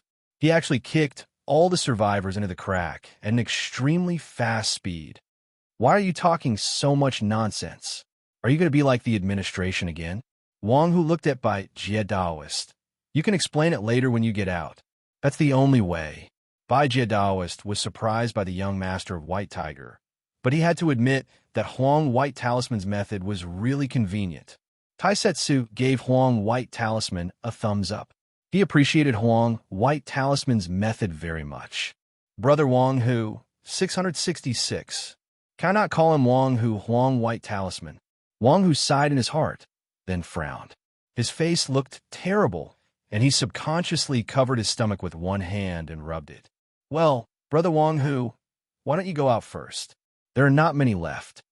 Taisetsu suddenly suggested. So, can I not call him Wang Hu? Huang White Talisman frowned, then took a deep breath and suppressed the strange stirring in his stomach. Then, he looked better and shook his head. I'm fine. Business is more important. Since I've come this far, it's not my style to quit halfway. Besides, Huang White Talisman glanced at Bai Jia Daoist. Besides, this old guy didn't leave. He witnessed the deal between Bai Jia Daoist and Boss Luo, so he knew what Bai Jia Daoist paid. This made Huang White Talisman admire this old man from the bottom of his heart. Thank you, young Master Huang. Bai Jia Daoist sighed. Seeing that Huang White Talisman was so insistent, Taisetsu could only say vaguely, Actually, I've already warned you. If anything happens next, I don't care. Huang White Talisman thought that Taisetsu was worried that he might be in danger in the next mission. He was grateful, so he said, Mr. Taisetsu, I can take care of myself. Don't worry. You're afraid that you can't handle that lady's attacks. Taisetsu shook his head, then waved his Zhanlu sword and broke open the metal ceiling above. Then let's go. There are a few levels above, and one more. Ah, why do these guys like to run around? Taisetsu rushed up, and Bai Jia Daoist and Huang White Talisman quickly followed. Huang White Talisman, how dare you? Reverend Huanyang's furious voice suddenly stopped halfway through his sentence, because in front of him he could no longer see the oppressive metal tunnel. Instead, he saw green mountains, beautiful rivers, and Mount Tai. However, Mount Tai was surrounded by a thick layer of fog, and the area of the fog was a bit strange. He came out. He really came out. Immortal Huanyang felt like he was in a dream. At this moment, a surprised voice was heard. "You're Immortal Huanyang. That's great, Immortal Huanyang." At this moment, Taoist Master Huanyang was astonished to see a man in a black suit walking quickly towards him. Behind the man, there were a few tents, and under the tents, there were many instruments. A group of people was busy working under the tents. "You are?" Immortal Huanyang frowned. "I'm Chun He, an intermediate agent of the administration." "Nice to meet you, Immortal Huanyang." The man called Chun He said excitedly. "Taoist, can you step aside? We want to study the tunnel behind you. It disappears every time." Reverend Huanyang had a look of astonishment on his face. He saw that in the tent area, a group of people from the administration were quickly walking over with large amounts of equipment. They surrounded the spatial crack that Reverend Huanyang had fallen out of. "Quick, quick! According to the previous experience, this crack will disappear soon. This time, we must test its magnetic field data." However, just as this group of people were busy, a figure rushed out from the crack at an extremely fast speed. He rolled on the ground and cursed loudly, saying almost the exact same words as Reverend Huanyang. "Huang White Talisman, how dare you?" "Huh?" The person who came out was Ming Tu Shan, the second person who got kicked by Huang White Talisman. What followed next was an interesting scene. Every few seconds, a figure would rush out of the crack in an indecent posture and speak almost the same words. Immortal Huanyang and Ming Tu Shan were shocked at the beginning, but they gradually became numb to it. The people from the administration were busy as if they were in a hurry to be reincarnated. At this moment, when the last person, Taoist Desolate Wood, also rolled out before he could even curse, the crack instantly disappeared without a trace. F*CK. We didn't get any data this time. A middle-aged man in a white coat angrily threw the tablet in his hand to the ground, and then squatted on the ground with a dejected expression. "Well, what is going on?" Ming Tu Shan couldn't help but frown deeply. "Let me tell you, old turtle." Chapter 1088. When Long Shuo struggled to stand up, a cross pillar suddenly appeared on the metal bridge. The cross pillar had a powerful suction force, and her body was sucked onto the cross pillar. Not only that, including Su Zijuan, everyone on the metal bridge was trapped by the cross pillar, as if they were prisoners waiting to be executed. Long Shuo struggled a few times, but to no avail. Below, the huge sphere slowly rose up and returned to its original position.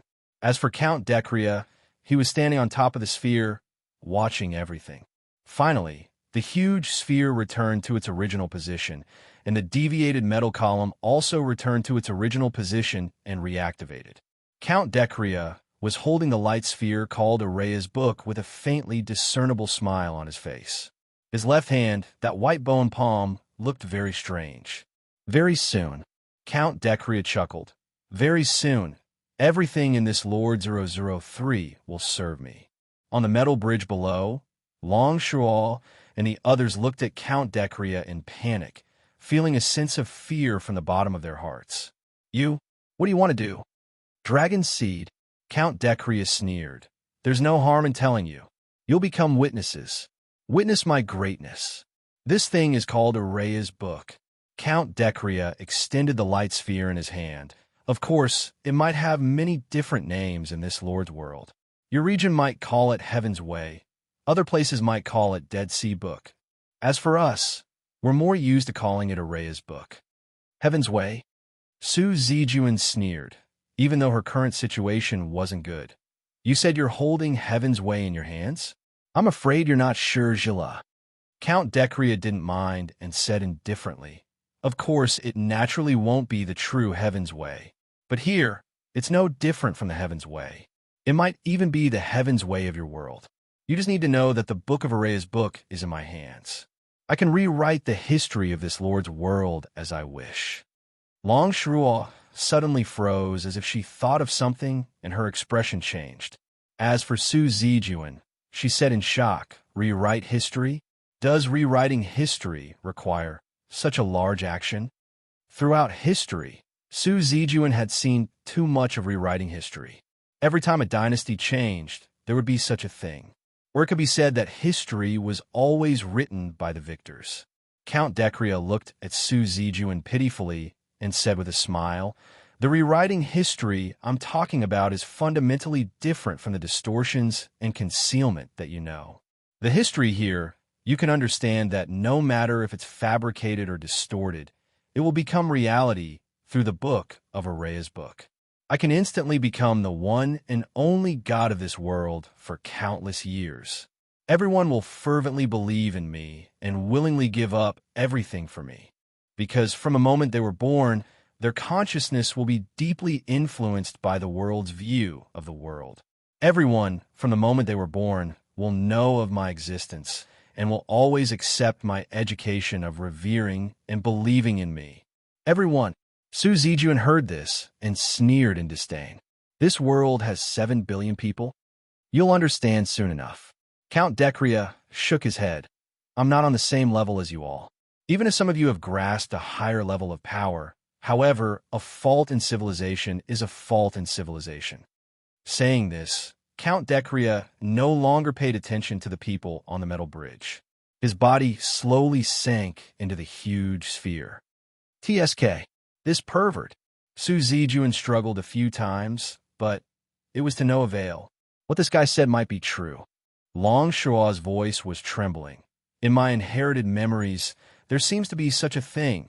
Su Zijuan suddenly looked over and opened her eyes wide in astonishment. She then asked in confusion, Who are you?" "Long Shua." In the huge sphere, Count Decria still had a happy smile on his face. How could he not be happy? The plan he had planned for so many years was about to succeed. He placed the Book of Araya on one of the cylinders in the sphere and muttered, "Although the Book of Araya isn't complete since it was obtained, it shouldn't be a problem to change the history of modern times." After saying that, Count Decria placed his palm on another cylinder and said in a low voice, "Host, log in again. Change the highest authority to the current me." At this moment, the two metal cylinders crazily rotated. Along with the flickering of colorful lights in the sphere, Count Decria's smile became even wider. "Soon, after changing the history, this world will summon the origin for me. The entire world will become my sacrifice." Count Decria closed his eyes and felt the power he yearned for even in his dreams. It was as if it was right beside him, and he couldn't help but chuckle. However, Count Decria's smile came to an abrupt halt as a painful expression appeared on his face. Its body began to turn into mist, as if it would scatter at any moment. The black mist was changing back and forth between solid and gaseous state. Count Decria let out a miserable cry and fell down. "What's going on?" Count Decria looked at his body in horror. Looking at the white, bony palm that entered his body, he trembled. "Damn it. It's actually the Origin's backlash. Damn it." As expected, this body's foreign origin can only support one palm. "Taiyinzi, you trash. How can I completely devour Cicero with such a small amount of foreign origin? Accept all of his origin power. Damn it." Count Decria supported himself on the cylinder and crawled up with difficulty. "No, I need more foreign origin. More foreign origin. Otherwise, it won't be enough to activate the Book of Araya." Within the sphere, a large number of blue screens were crazily floating. Finally, Count Decria's eyes flashed with joy. "Found it. Foreign origin's rate is 79. 64%. Very good." Count Decria quickly blocked the rest of the screens and looked at the only screen that flew in front of him. It was a youth wearing a scarf and holding a long sword, breaking through metal walls. This is the Black Soul Envoy that should have completed the contract. Damn it, it actually happened. Count Decria clenched his teeth, but it doesn't matter. Count Decria let out a sinister laugh as he endured the pain from the recoil. His body had become extremely fragile between collapsing and stabilizing, and he viciously slammed his palm against the cylinder. Changing attack target, highest priority selection. At the same time, far away in the myriad essence pool, the printing progress of the special combat type Valkyrie class Gaia had reached 99. 9%, and instantly jumped to 100%. In the colorful myriad essence pool, the myriad essence pool boiled crazily. In an instant, it seemed to have completely evaporated, and the water level of the myriad essence pool dropped rapidly. The bottom of the pool could be seen. In the center, the 7-meter-tall giant Valkyrie-class Gaia slowly opened its eyes. Except, order, it stepped out of the myriad essence pool, broke through the printing table, and stepped on the battle-type Gaia that was first awakened, directly trampling it to death. The special combat type, the Valkyrie, opened its mouth and let out a high-pitched and extremely penetrating voice, just like a recital. The Valkyrie-class Gaia flew up and broke through the huge space of the myriad essence pool. Not only was his black soul body seized, and he became a useless dog, but there were also 2 great demons following him. What should he do to save himself? Hurry, wait online. Of course, it was impossible. However, the young Taoist named Jiang's will hug him all the way, which made Tai Yinzi feel a sense of comfort in his misfortune. But Tai Yinzi still refused to obey. He pretended to be dumb and didn't say a word. He silently watched the actions of the 2 great demons, Gong Fanqing and Gong Sun Wuwa. Master once came to the Penglai treasure house, left the Green Lotus sword song, and disappeared. But Gong Fanqing and Gong Sun Wuwa mysteriously appeared. What happened back then? Tai Yinzi was really puzzled. Suddenly, he felt his nose itch, as if someone was cursing him behind his back. It's here. One of the places is blocked and can't be seen. Gong Fanqing stopped. This metal corridor was different from the ones he had seen before, and the huge metal door in front of him was even more different. It was surrounded by complicated patterns, and in the center of the door, there was a huge and complicated pattern. It seemed to be some kind of coat of arms. It was majestic and solemn. Everyone who saw it couldn't help but be absent-minded. Among so many places, only this door has such a coat of arms. It seems that there must be something extraordinary behind this door. Gong Sun Wuwa was the first to recover from this absent-minded state. At this time, he couldn't help but click his tongue in wonder. Without thinking, he raised his hand and pushed the huge door. It's still a bit heavy, but Gong Sun Wuwa soon frowned. He couldn't move the metal door with his push. At this time, Gong Sun Wuwa took a deep breath, and his chest suddenly swelled. Then, he directly punched the metal door. A stream of light flashed on the metal door, as if it had completely absorbed Gong Sun Wuwa's attack. The metal door still didn't move. Gong Sun Wuwa didn't believe it. At this time, he took 2 steps back and closed his eyes. After a full 10 seconds, Gong Sun Wuwa punched again. The power of this punch was extremely terrifying. Just the wind from the punch alone was enough to set off a strong wind in the tunnel. Jiang's almost couldn't stand still because of this. He couldn't help but feel shocked. But what was more shocking was that such a terrifying punch couldn't do any damage to the metal door. Gong Sun Wuwa frowned at this time. He glanced at Gong Fanqing and shook his head, saying, 80% power. This door is so sturdy. There must be a treasure behind it. At this time, Gong Fanqing stretched out her hand to touch the door. It seems to be here. Wuwa, let's try again with our full strength. Okay. Gong Sun Wuwa nodded without any hesitation. But this time, Gong Sun Wuwa and Gong Fanqing's faces suddenly changed. At this moment, the 2 of them suddenly jumped away. At the place where the 2 of them were originally standing, the thick metal floor suddenly had several straight cracks. A whole piece of the metal floor sank down instantly. After that, a figure rushed out from the crack in the floor. Gong Sun Wuwa and Gong Fanqing, at this time, moved as fast as lightning. One of them waved his fist, the other turned his palm, and slapped heavily toward the figure that rushed out from the crack in the floor. Bang! At this time, Gong Sun Wuwa's fist and Gong Fanqing's palm fell on the figure almost at the same time. To be exact, Gong Sun Wuwa's fist hit the figure's chest, while Gong Fanqing's palm directly imprinted on the figure's back. Jiang's opened his eyes wide. He saw that the figure that rushed out was actually a young man who looked much younger than him, wearing an ordinary gray scarf. At this time, the young man's face was slightly red after being hit by Gong Sun Wuwa's fist and Gong Fanqing's palm at the same time. F*CK. It hurts. The young man then took a deep breath, and his body shook.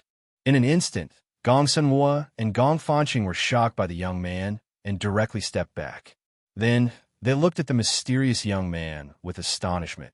Although the punch and palm were not full strength and were just testing, there was actually someone who could shake them back after being hit by them from the front and back. How profound his power was. In their impression, only Tai Bai Jinxing could do that. Who are you?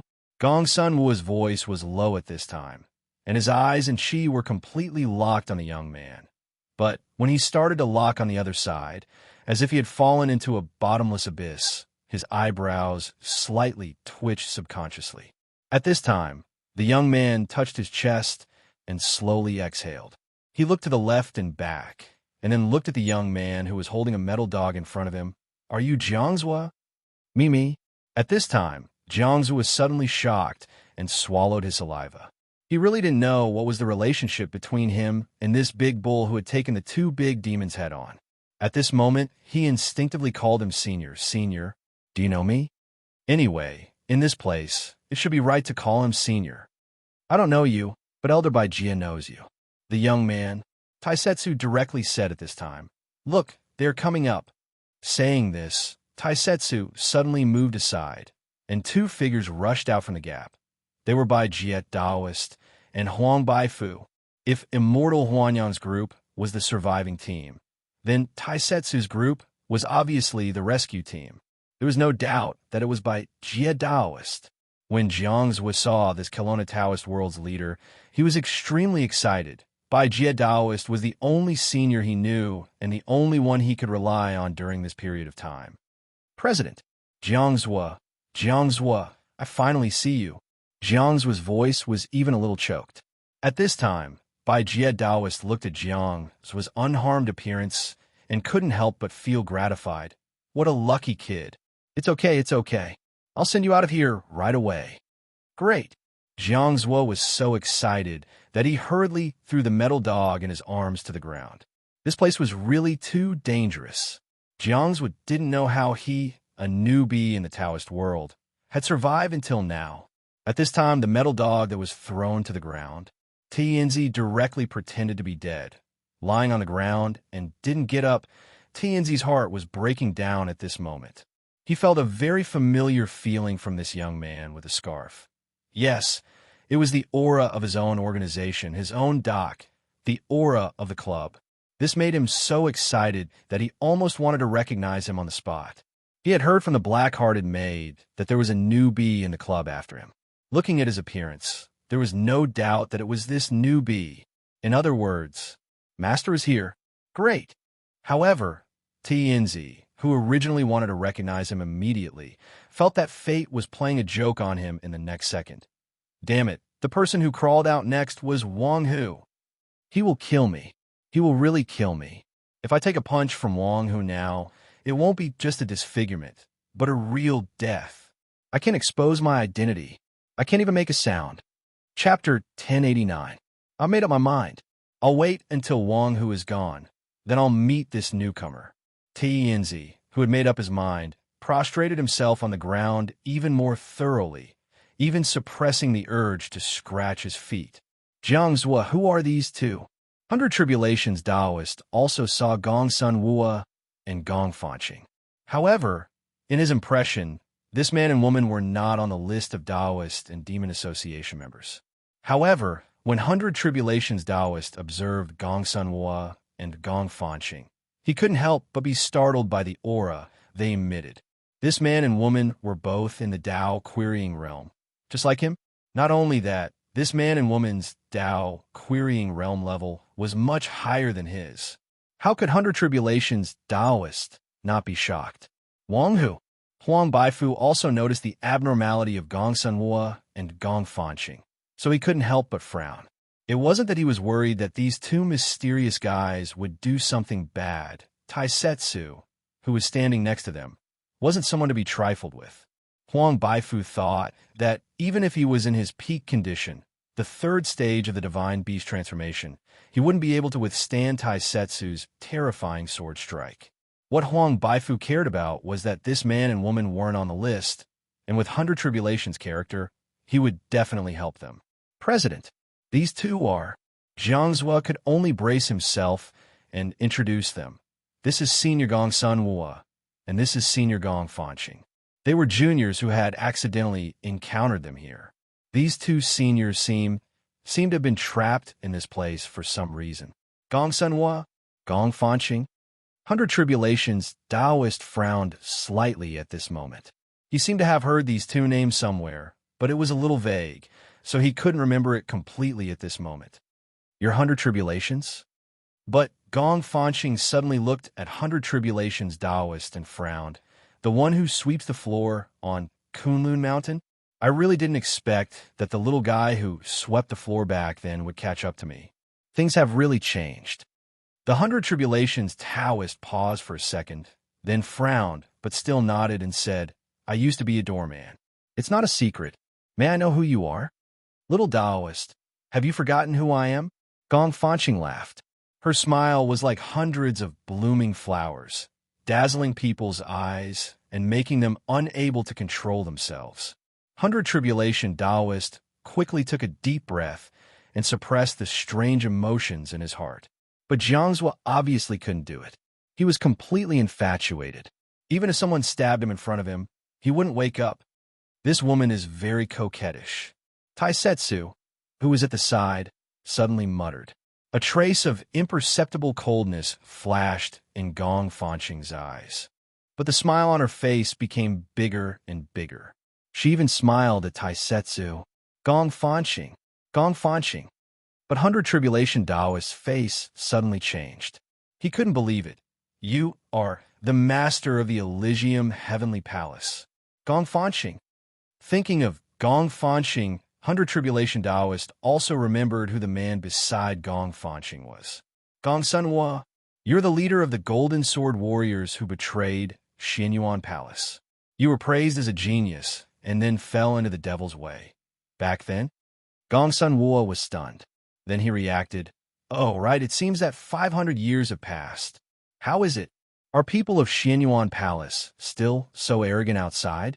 Is that little princess married yet? Is Chi-Chi Kamaya still in charge of the Kuan tribe? Hundred Tribulation Taoist took a deep breath. You too. Although I don't know why you're trapped here, I think you know how dangerous this place is. The danger here is very likely to endanger the safety of Kelowna. So, I beg you again to let go of the old grudges. We should be in the same boat and help the Divine Land get through this calamity. Although these two people had caused a lot of bloodshed in the past, and Xianyuan Palace had even announced to the world that they were wanted to kill, these two people were indeed peerless experts. They had no choice but to leave this place. However, Hundred Tribulation Taoist had been worried about how to deal with such a horrible power in the future. He had thought of asking Boss Luo to solve this problem. He had even asked Boss Luo about it at the very beginning. But it was a pity that Hundred Tribulation Taoist couldn't afford it.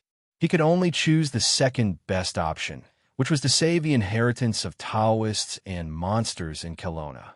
He had to evacuate the survivors and leave some firewood behind. However, meeting Gong Sunhua and Gong Fanqing, these two peerless experts, gave Hundred Tribulation Taoist more hope. If a powerful force could be added to the Taoist and monster realms in Kelowna, it couldn't be better. Disaster? Gong Fanqing chuckled. In my opinion, it's an opportunity. Only a stubborn person who only knows how to meditate and recite scriptures would want to escape. Little guy, when you taught Kunlun Immortal how to celebrate his birthday, you led the way for me, served me tea, and served me well. Because of this, I won't make things difficult for you today. You can take this junior with you. Anyway, he'll just be a burden to us.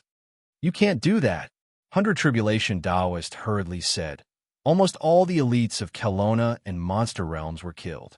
This place is too dangerous. Why are you talking so much nonsense? If I don't go, do you think you could drag me away? Gong Sunhua sneered. Although he said so, both he and Gong Fanqing were on guard against the mysterious young man with a sword all the time. Although the one-armed monster beside him was also not to be underestimated, among the three of them, This young man with a sword gave them the most dangerous feeling. 100 Tribulation Taoist couldn't help but look at Taisetsu, feeling embarrassed. Taisetsu shrugged and said, "Old man, don't look at me. These two guys aren't on the list, so I don't dare to make the decision. Why don't you talk to my boss?" "Okay." 100 Tribulation Taoist nodded. "Let's send Jiangzhou out first." Taisetsu nodded indifferently, but just as he was about to open the passage, the Zhanlu's sword suddenly made a sword sound. Gong Sunhua and Gong Fanxing seemed to have sensed something, and they both frowned.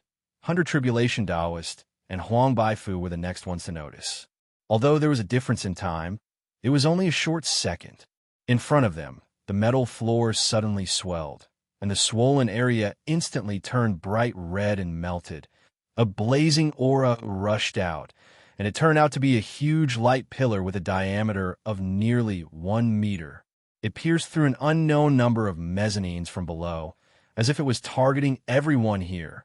Fortunately, they sensed it in time, so everyone avoided this terrifying sneak attack.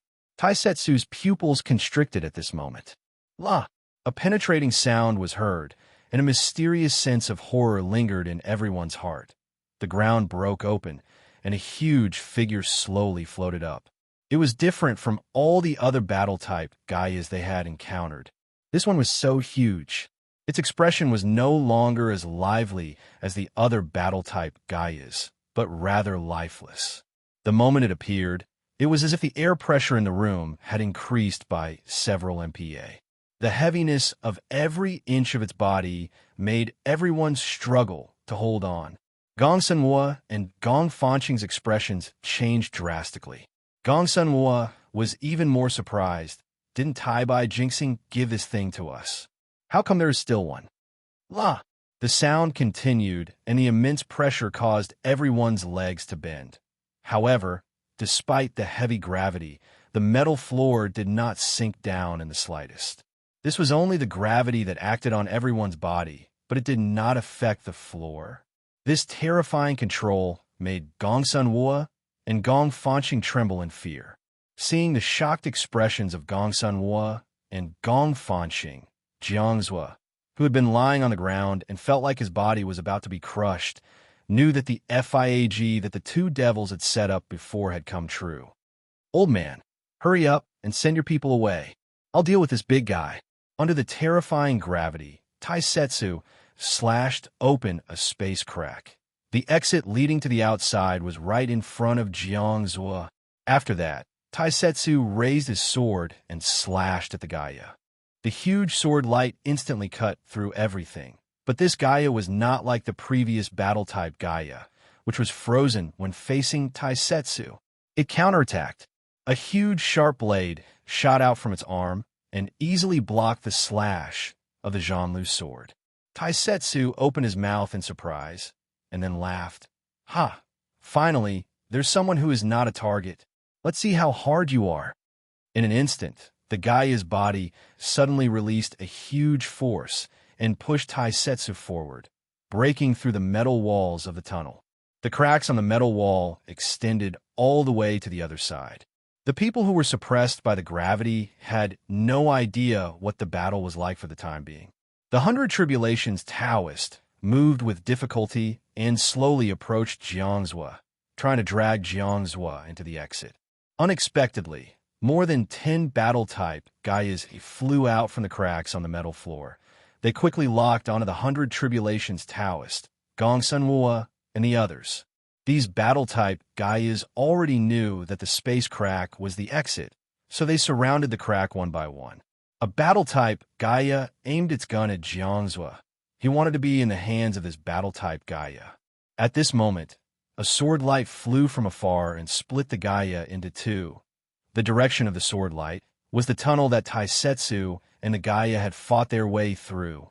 "Wait for me. This guy's a bit difficult to deal with." Then Taisetsu's slightly hurried voice came. Huang Baifu shivered, and his muscles bulged crazily. He suddenly jumped out, grabbed Jiangzhou, and rolled away, but before he could roll far, Huang Baifu felt the pressure on his body suddenly disappear. The terrifying gravity seemed to be in a very small area.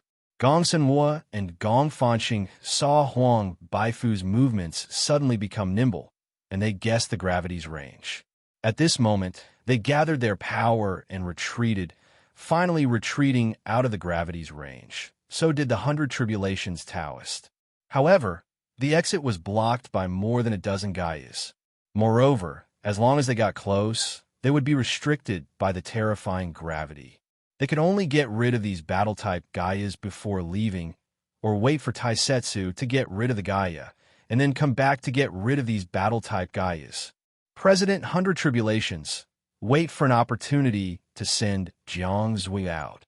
Huang Baifu clenched his remaining fist, and the monster power on his body surged crazily. The Tiger King tattoo, which symbolized the divine beast transformation, began to spread on Huang Baifu's body.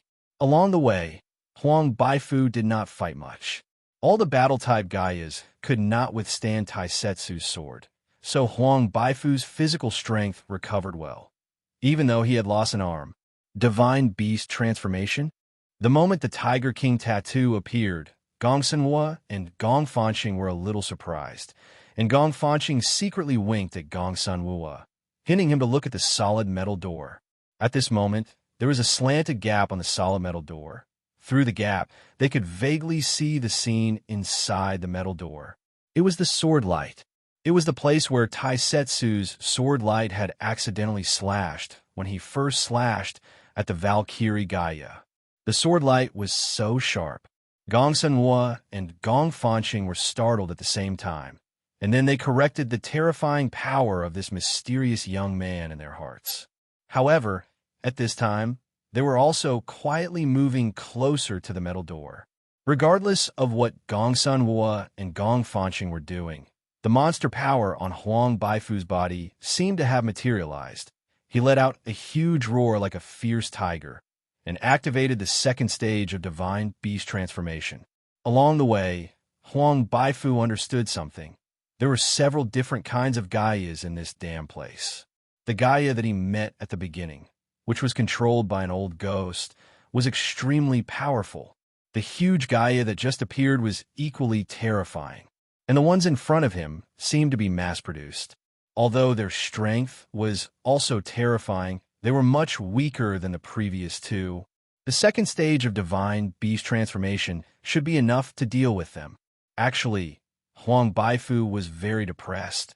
He couldn't defeat any of the Gaias he met here. For Huang Baifu, who had a strong self-esteem, this was simply unbearable.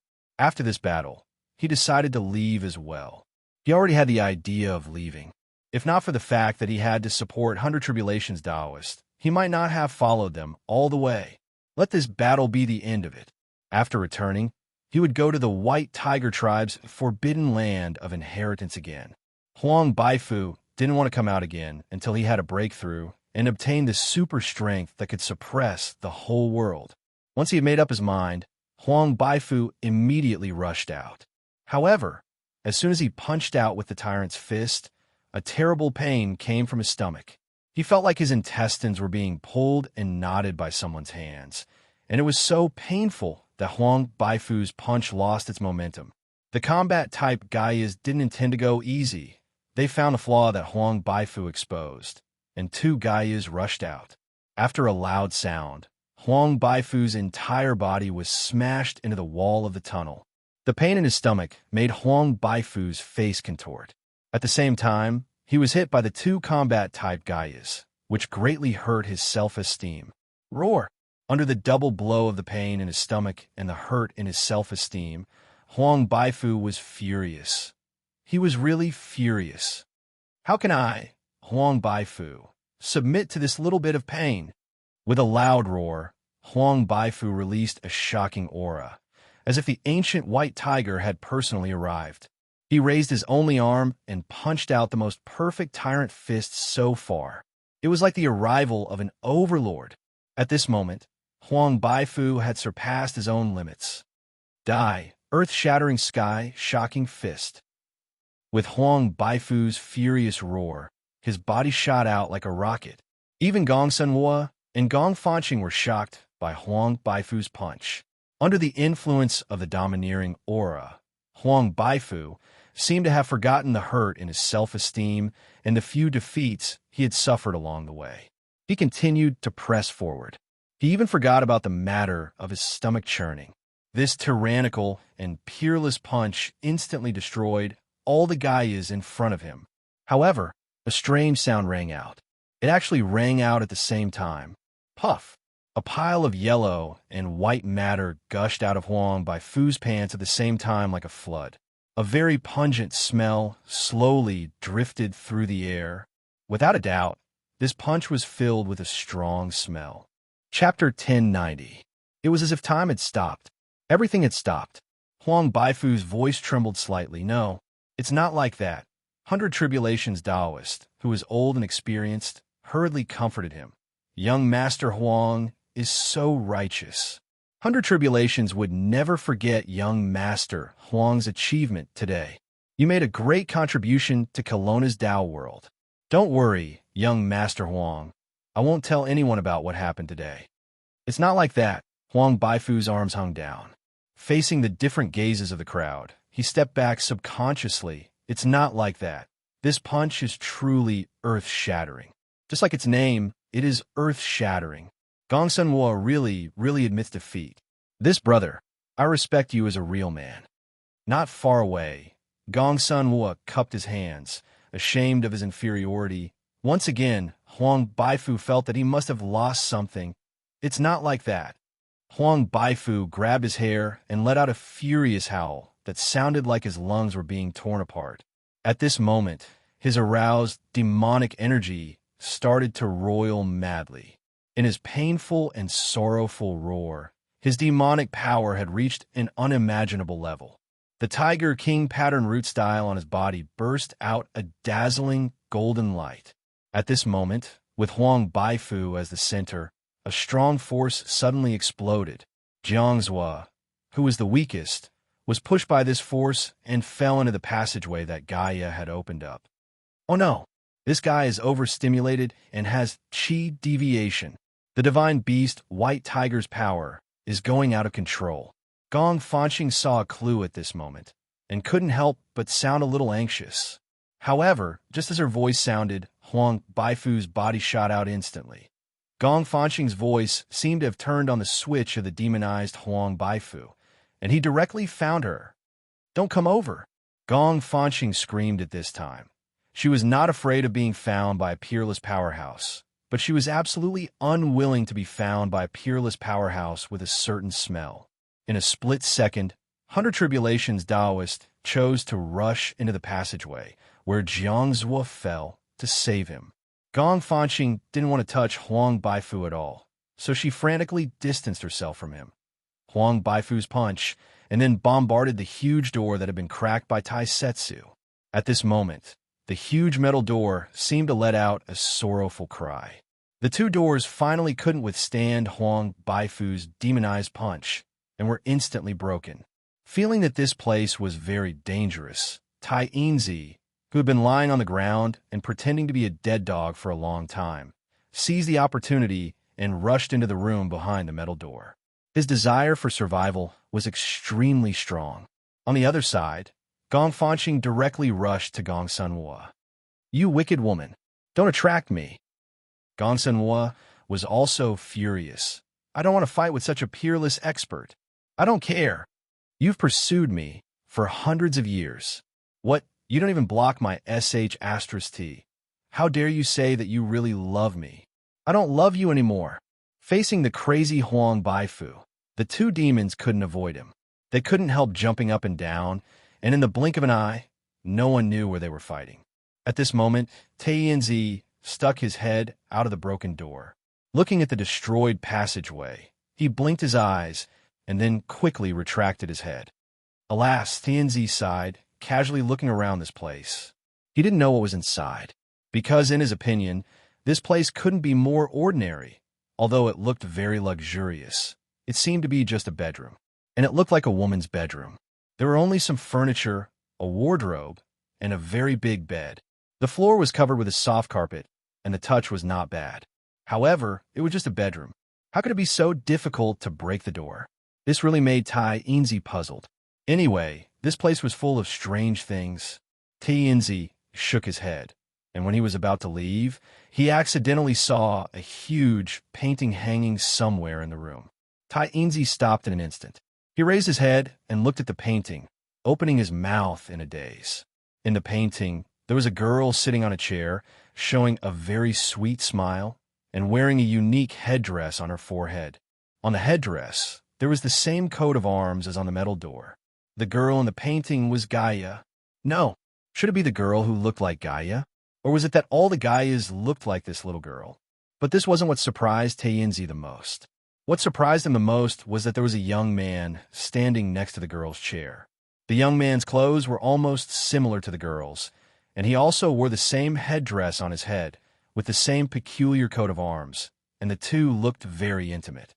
But this young man, this is the boss? Tainzi was shocked, and his eyes widened. What's going on? Falling all the way, Jiang's was screamed in horror. Finally, Jiang's body fell to the ground, and he even felt that his bones were broken. Fortunately, he was a cultivator who had been through physical training. If he was an ordinary person, he would have been smashed to pieces. Jiang Zhuo crawled up in pain, but the moment he got up, he was instantly stunned. This is not. Jiang Zhuo was shocked to find that after going around in circles, he had returned to the huge room where the myriad essence pool was. In front of him, those huge printing arms were still there, but many of them seemed to have been damaged. Above his head was a passage that led to the top, and who knew how many levels it had to go through to reach the place he came from. Jiang was shuddered and found that he had fallen into the myriad essence pool. But what puzzled him was that the pool had completely dried up. In the pool, there wasn't a single bit of myriad essence left. Did that gigantic Gaia use up all the materials here? Jiang's frowned and saw that although the myriad essence pool had been used up, there was still a strange crystal left. It was only the size of a fist and just happened to be not far from where he had fallen, emitting a faint, colorful light. Jiang Zhuo subconsciously picked up the crystal and felt a moist feeling on his palm. He flipped open his palm and took a look. He discovered that there was some colorful, powder-like, peculiar substance stuck to his palm. Furthermore, it was moist. This substance seemed to have leaked out from this crystal. This is myriad essence? Jiang Zhuo rubbed his fingers in disbelief and looked at the crystal in his hand again. Could it be that this thing can produce myriad essence? Jiang Zhuo. At this moment, the 100 Tribulations Taoist voice came from above. Jiang Zhuo shuddered and subconsciously put the strange crystal in his arms and shouted, "President, I'm fine." The next moment, the 100 Tribulations Taoist fell into the myriad essence pool.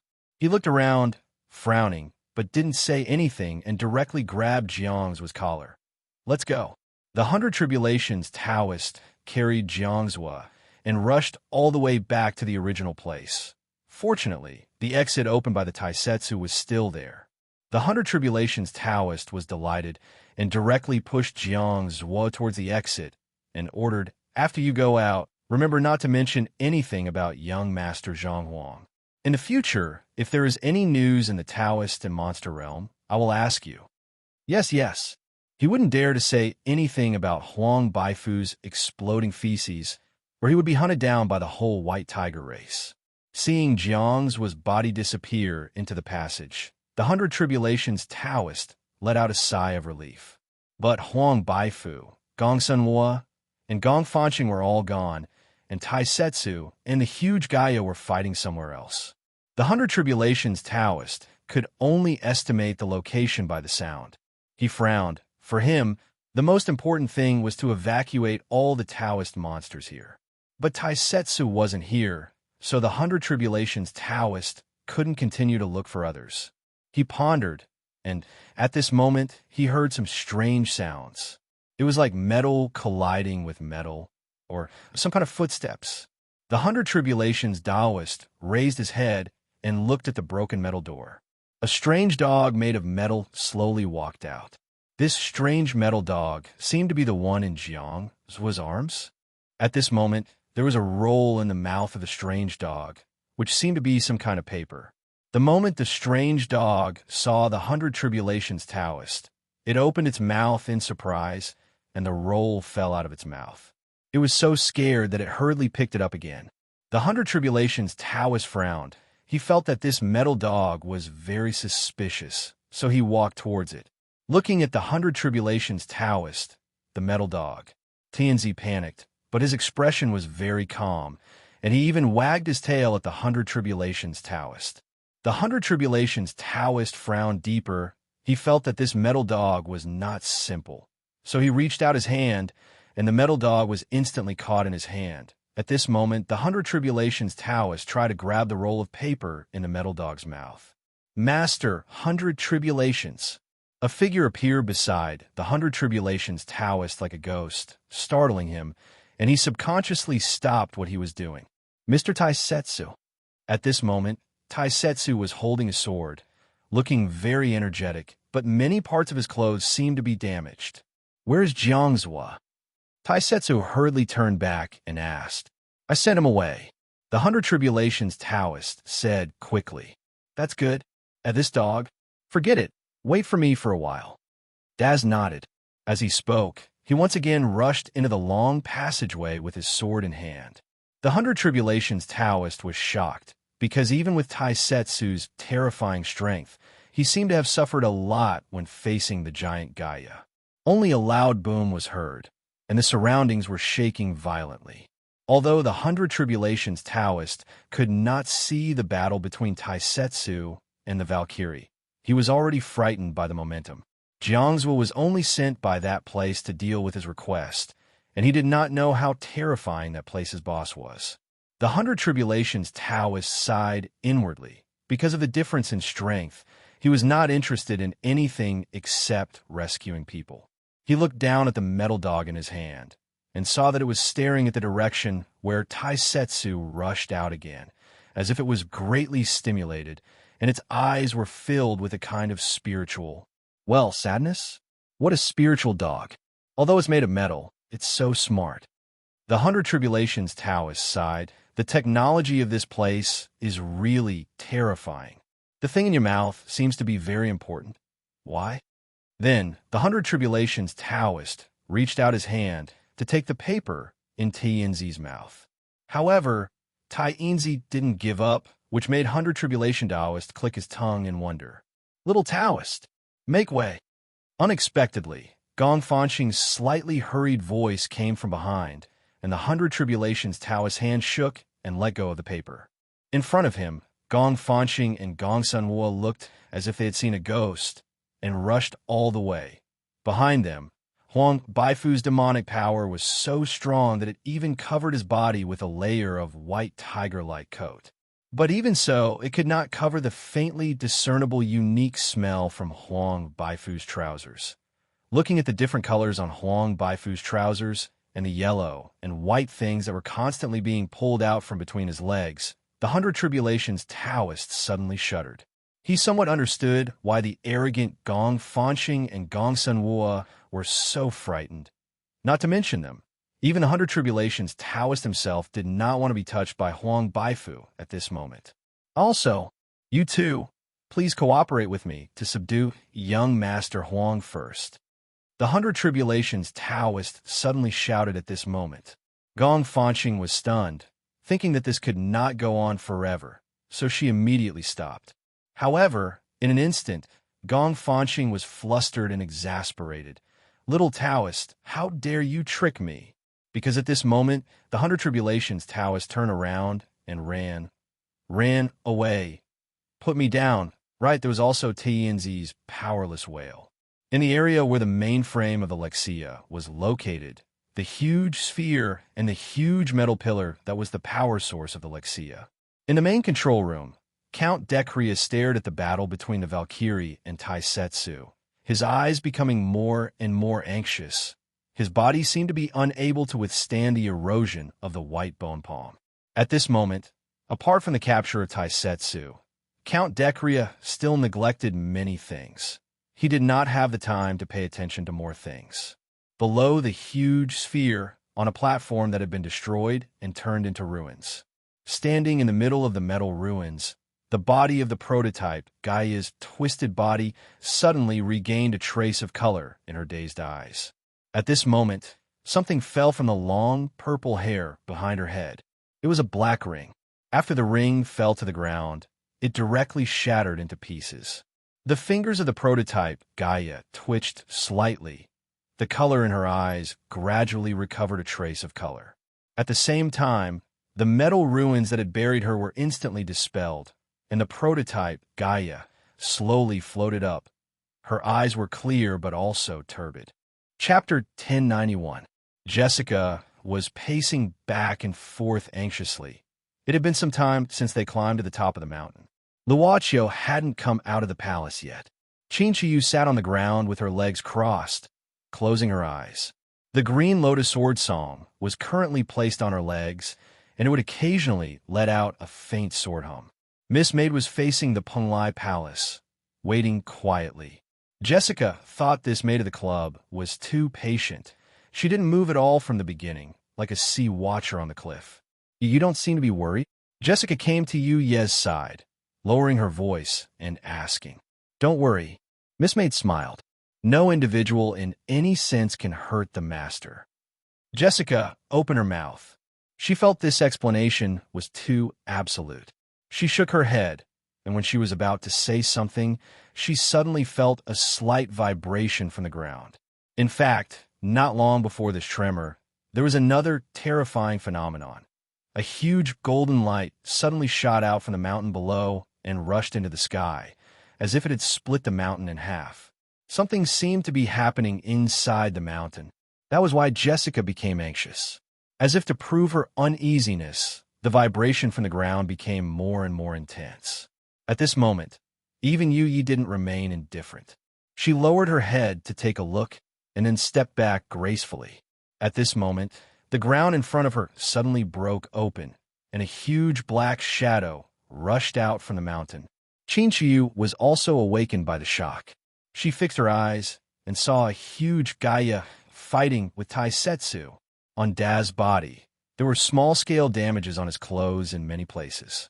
There were also many fine gaps on the gigantified Gaia's body. La!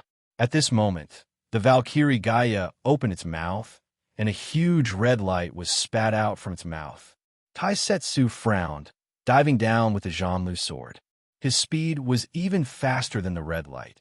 He came to Yu Ye's front, holding the sword with his palm and blocking the attack of the Valkyrie Gaia. The aftermath of the red impact instantly cut off a corner of the mountain. What's this? Yu Yi didn't change her expression. She looked up at the Valkyrie Gaia in the sky, frowning slightly. At this time, Daz put down his palm from the sword's surface. The blade of the Zhanlu sword turned crimson at this moment.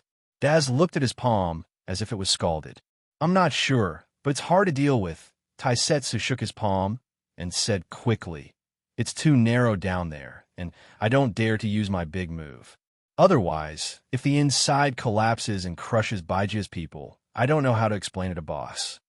Miss Maid nodded and said calmly, Master is inside. You could do whatever you want except for the palace. But it's better to drag the battle outside. Daz listened, glanced at the gigantified Gaia, and couldn't help but smile bitterly. Even if you say so, this guy really has some endurance. Do you have a problem with that? Miss Maid's eyes suddenly turned sharp. Also, pay attention to your image. Okay. Daz nodded his head like a hoodlum, thinking, is this little sister so strict except in front of the boss? Daz was like a boxer who was severely criticized by the coach in the arena. He patted his cheek hard at this time. After taking a deep breath, he perked up and rushed to the Valkyrie Gaia again with his sword. At this time, Yu Yi had been paying attention to Penglai Palace. She had also taken some of her energy to pay attention to the battle between Daz and Valkyrie. This is beyond the scientific ability of this world. Miss Maid frowned. Could it be? While Mississippi Maid was deep in thought, the sky above the Penglai treasure house suddenly changed color. Above the sky, the clouds were surging, and in the center of the vortex, a huge lightsaber appeared at this moment. Taisetsu's heavenly sword. The appearance of the huge lightsaber shocked Qinqiu instantly. At this moment, she even clearly felt the slight tremor from the green lotus sword. It wasn't fear, but an unusually high fighting spirit. Even though the sword spirit is asleep, its instinct is still stimulated. Qin Shiyu took a deep breath. The power contained in the huge lightsaber that seemed slow but was actually very fast falling from the sky was far beyond hers. La! Facing the descending lightsaber, the Valkyrie Gaia opened its hands and spat out a bright red light. Bang! The moment the lightsaber collided with the red light, a huge turbulence of power exploded. A circle of ripples spread out from the top of the mountain, dispersing half of the clouds in the sky instantly. A huge gust of wind blew over the top of the mountain because of this collision. The moment the huge turbulence blew over Yu Yi, it stopped, and even Jessica and Qin Shiyu behind Yu Yi weren't affected at all. At this time, the turbulent airflow poured into the entrance of Penglai Palace. At the entrance of Penglai Palace, two figures were moving forward without being affected by the strong wind. Mo Xiaofei and Zhuefeng. They were in the Penglai Palace, watching Luo Qiu enter the crystal where the Penglai immortal's corpse was sealed. Obviously, they had heard the huge movement outside the Penglai Palace. Shocked, they instantly rushed out to check the situation. What the hell happened? Zhuefeng stared blankly at the collision of the two terrifying forces in the sky, his face full of horror. However, Mo Xiaofei frowned and didn't say a word. No one knew what he was thinking about. At this time, the huge lightsaber moved again, or the lightsaber overcame the red light that blocked it. Taisetsu's deep roar came out from his throat. The falling lightsaber finally broke through the red light of the Valkyrie Gaia and fell down with irresistible force. Finally, the lightsaber broke through all the obstacles and recovered its original speed in an instant. This huge lightsaber was extremely huge. The tip of the lightsaber was 100 meters long. When the lightsaber fell down, only the resounding aria of the Valkyrie Gaia could be heard. Its body was finally submerged in the trajectory of the huge lightsaber. Rumble! Falling from the sky, the lightsaber directly stabbed into the huge mountain peak. At this moment, the light sword had split the peak of the mountain into two. A crack had appeared in the huge square in front of the magnificent Penglai Palace, until the lightsaber completely submerged into the mountain. At this time in the sky, Taisetsu held the Zhanlu sword with both hands and maintained the downward slashing posture while gasping for air. His body gradually stabilized after a while. But in the next moment, Taisetsu felt that it was a bit tricky. The Heavenly Sword was an ability he created by himself when he slaughtered the void original demons in the dimensional crevice. The Heavenly Sword wasn't perfect, for example. It was too powerful to control. A huge crack appeared in the square in front of the Penglai Palace, and it extended all the way to the edge of the mountain peak.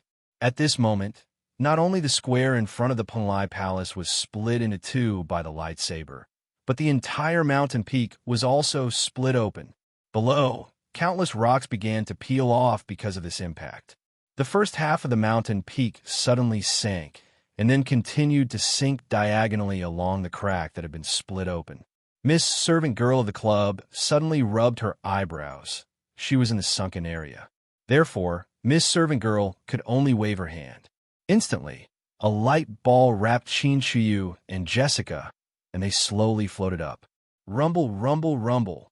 The split mountain peak kept falling down.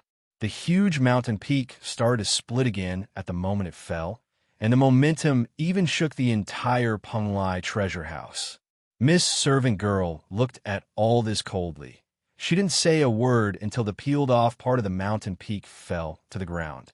Because when the whole body was split open by Taisetsu, the thing buried deep in the mountain peak finally revealed a corner of its original appearance. In the billowing thick smoke, a little bit of metal light was flickering. When the smoke and dust decreased, what appeared in front of everyone was an incomparably huge metal object. Although only a part of it was exposed, it occupied almost 1/3 of the mountain's physical body. What the hell is this? Jessica covered her mouth in horror. I'm afraid it's a technology from the original world, Miss Servant Girl said abruptly, which made Jessica and Chinchu look at her at the same time. But after that, Miss Servant Girl didn't say anything. She just controlled the light ball to slowly descend and approach the huge thing hidden in the mountain peak. It seemed that she wanted to observe its actual situation more carefully. It was extremely fast. The light ball was moving rapidly in the exposed part of the huge object. However, it was like a firefly flying outside the building, appearing so small. In the sky, Taisetsu rubbed his chin and began to recover his strength. At the same time, he looked at the exposed thing and muttered, "Was I in this thing just now?" He didn't know a lot of things. He was a newcomer who was more up-to-date than an old dog. His narrow worldview made him only have one intuition about the huge thing buried in the mountain peak. It was like an alien spaceship. Rumble. At this moment, the whole mountain peak suddenly shook violently. The mountain rocks were separated and peeled off from the mountain peak. And the source of this huge vibration was the huge thing buried in the mountain peak. It moved, as if it was going to rush out of the mountain peak. The huge thing suddenly rushed out a corner and broke through the peak. And because of this huge thing's movement, the whole mountain was facing the fate of being completely disintegrated. Miss Servant Girl, who was checking below, raised her head at this moment. "Master!" The light ball instantly stuck to the surface of the huge thing and quickly climbed up again. The light ball instantly climbed to a small corner of the square in front of the only remaining Penglai Palace. The air was slightly distorted, and a figure gradually appeared. Luochio slowly opened his eyes. "Master!" Miss Servant Girl hurriedly came forward at this time. Something happened. Mr. Luochio opened his mouth in surprise. Finally, he nodded and looked around. "How long have I been in there?" "Nearly 40 minutes. Yi said directly. Luochio nodded and sighed. "The world of thinking is really amazing. I feel that it has only been about 10 minutes. Yi whispered, "Master?" Luochio nodded and then shook his head, saying indifferently, "Let's go back and talk about it after we finish here." "Okay." Miss Servant Girl nodded obediently. "Boss." Taisetsu rushed down from the sky and quickly came to Luochio's side with an embarrassed look. He remembered that Miss Servant Girl said that the battle should not affect the palace as much as possible, so he was quite nervous. "Well, boss, did I disturb you?" Luochio waved his hand and said, "It's okay, I came out by myself." With that, Luochio's eyes seemed to be attracted by something and looked forward. At this moment, the huge thing buried in the mountain had completely broken through the mountain and rushed to the sky. The huge body was now shuttling in front of everyone's eyes. The shadow completely covered the entire Penglai Palace. Under the collapse of the mountain, Penglai Palace did not shake at all, as if its existence was fixed in this position. After the mountain collapsed, Penglai Palace was still floating in the air. At this moment, somewhere in the body of the huge thing, a hole was suddenly pierced through. From the hole, several figures were crazily rushing out and rushing towards the floating Penglai Palace. The leader was 100 Tribulation Taoist. Behind him were Gong Fanxing and Gong Sunhua. The reason why they were panicking now was not because of the changes outside, but because of Huang Baifu, who was chasing after them. Completely demonized, Huang Baifu was now like a real beast that had lost its mind. He was chasing after them fiercely and didn't care about the great changes outside at all. However, at the moment when they rushed out, 100 Tribulation Taoists, Gong Sunhua and Gong Fanxing, who were sober, clearly saw everything outside clearly. The sky covering. Lesia. Boss Luo. In the air, 100 Tribulation Taoists looked around quickly. Soon, he saw Luochio and the others standing outside Penglai Palace. So he instantly changed his direction and rushed towards the floating Penglai Palace. But at this moment, Lesia, which had completely risen to the sky, had rows and rows of cannons on its hull. Rows of light beams were shot out from each of the cannons on Lesia. There was no fixed target. The dense rain-like light beams were crazily shooting towards the entire Penglai treasure house, crazily destroying everything. 100 Tribulation Taoist, who was about to land on the square outside Penglai Palace, saw a sharp light beam behind him. Because of this, 100 Tribulation Taoist had to use his magic weapon, the black and white dual-color mirror. At this moment, 100 Tribulation Taoist had no time to pay attention to the strange metal dog he found in Lesia. He had to throw it away and focus on the light beam that was shooting towards him, when his body suddenly lost gravity and directly fell down. Taiyinzi was calm inside. He even blinked his eyes and subconsciously moved his limbs, falling down. I saw my master. I finally saw my master. In this dangerous place, I finally found my backer. But at the moment of victory, 100 Tribulation Taoist, you actually abandoned me. How could I kneel in this place? How could I kneel here? At this moment, Taiyinzi, who had been biting the paper roll without speaking, finally roared unwillingly. He moved his limbs crazily, trying to slow down his falling speed, but to no avail. However, Taiyinzi had a strong desire to survive. How could he kneel in this place? His body suddenly fell on a big falling stone. Taiyinzi didn't give up. He jumped crazily, climbing up with the help of the falling stones, toward the floating Penglai Palace. I can't kneel. I can't kneel. I can't kneel. He ran crazily and jumped. Finally, his tenacious willpower allowed him to climb to the square outside Penglai Palace.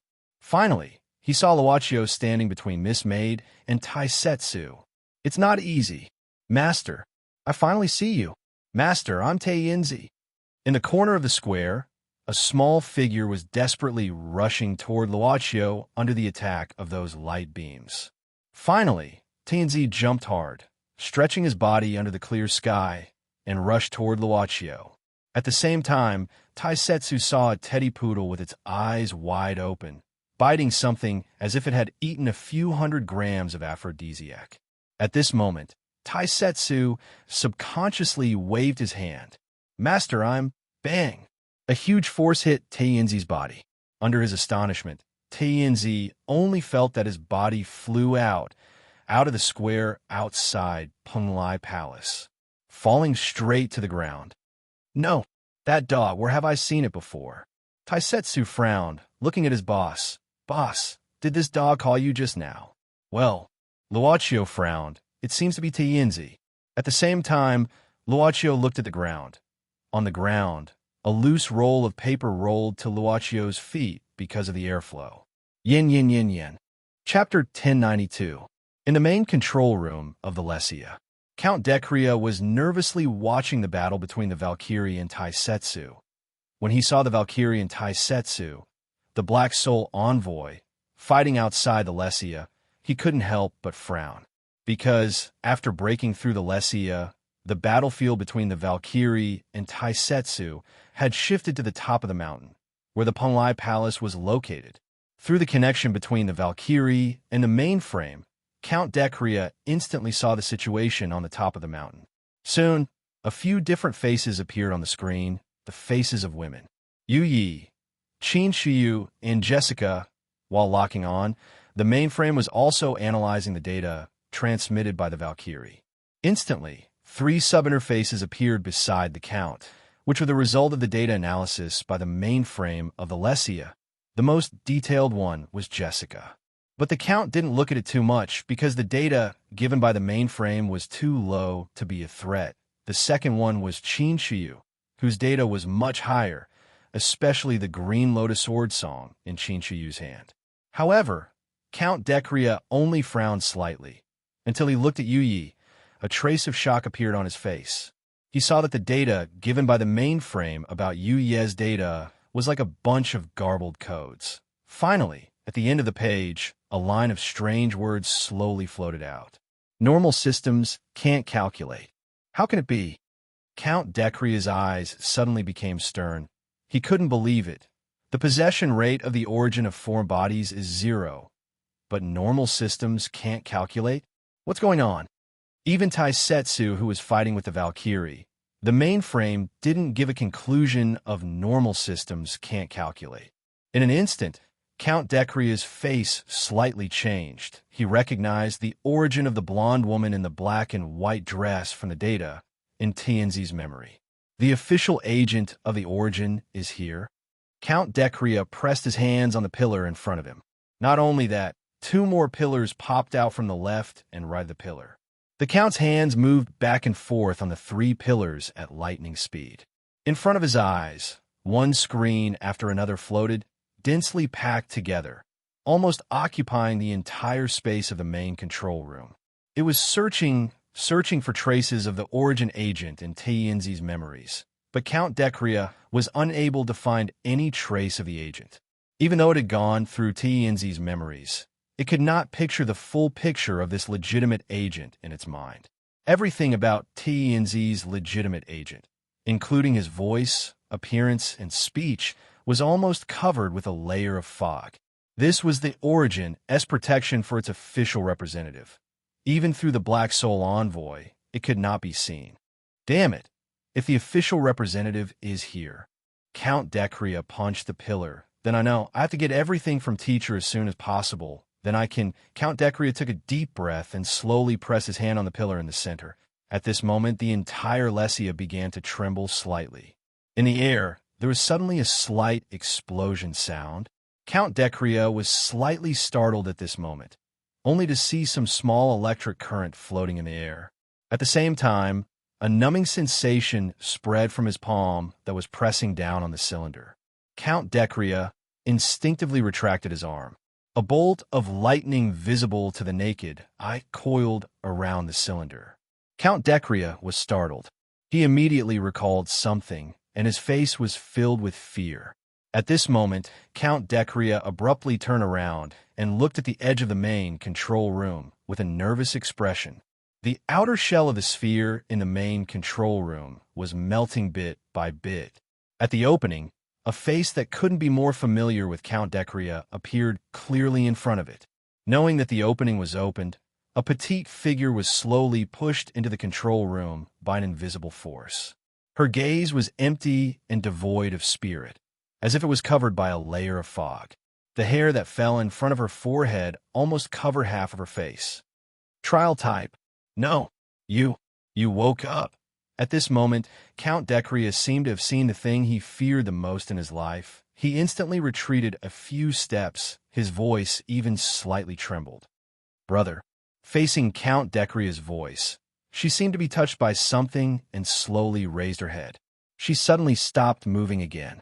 After the initial panic, Count Decria gradually calmed down. He carefully looked at the trial type in front of him, moving the hand that was fused with the bones of the white hand bit by bit.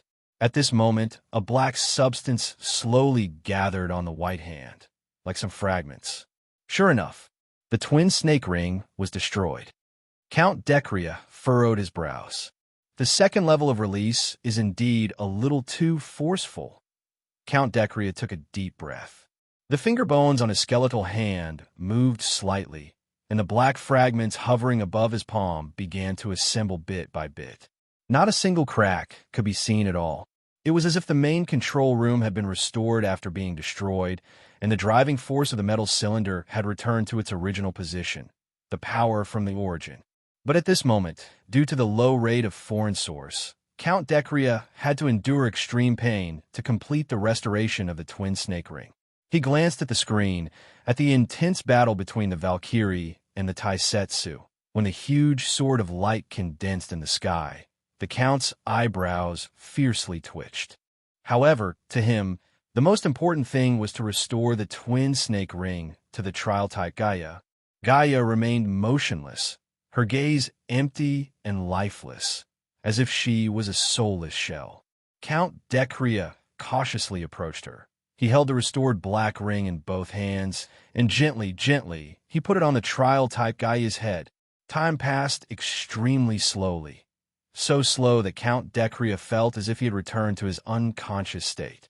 Every second felt like torture to him. You shouldn't have awakened. You shouldn't exist, Count Decria said softly. The black bracelet finally landed on top of her head and slowly slid down. At this moment, the bracelet came to life and turned into two small black snakes. They instantly sank into her long hair and bit the back of her head. Count Decria nervously watched all this. Finally, he heaved a sigh of relief, because the situation wasn't that bad. At this moment, An even more violent tremor came from outside the Decria. On the mountain peak, Taisetsu's light sword had already split open the mountain. In the main control room, most of the effects obtained from the Valkyrie Gaia had disappeared. Count Decria frowned and pressed his hand on the cylinder again. The images that had disappeared were restored. One of them was regarding the Valkyrie Gaia. In the image, the Valkyrie Gaia's body had suffered great damage. Its body had sunk into the rocks and fallen to the ground. Seeing the crack that extended from the left shoulder all the way to the right waist of the Valkyrie, Count Decria was enraged. To actually destroy my masterpiece to such an extent, but Count Decria sneered. A Valkyrie Gaia won't be destroyed so easily. As if to verify Count Decria's words, the wounds on the Valkyrie Gaia's body that had fallen into the depths of the mountain suddenly melted, transforming into a mercury-like liquid that gradually converged. The Valkyrie Gaia slowly recovered.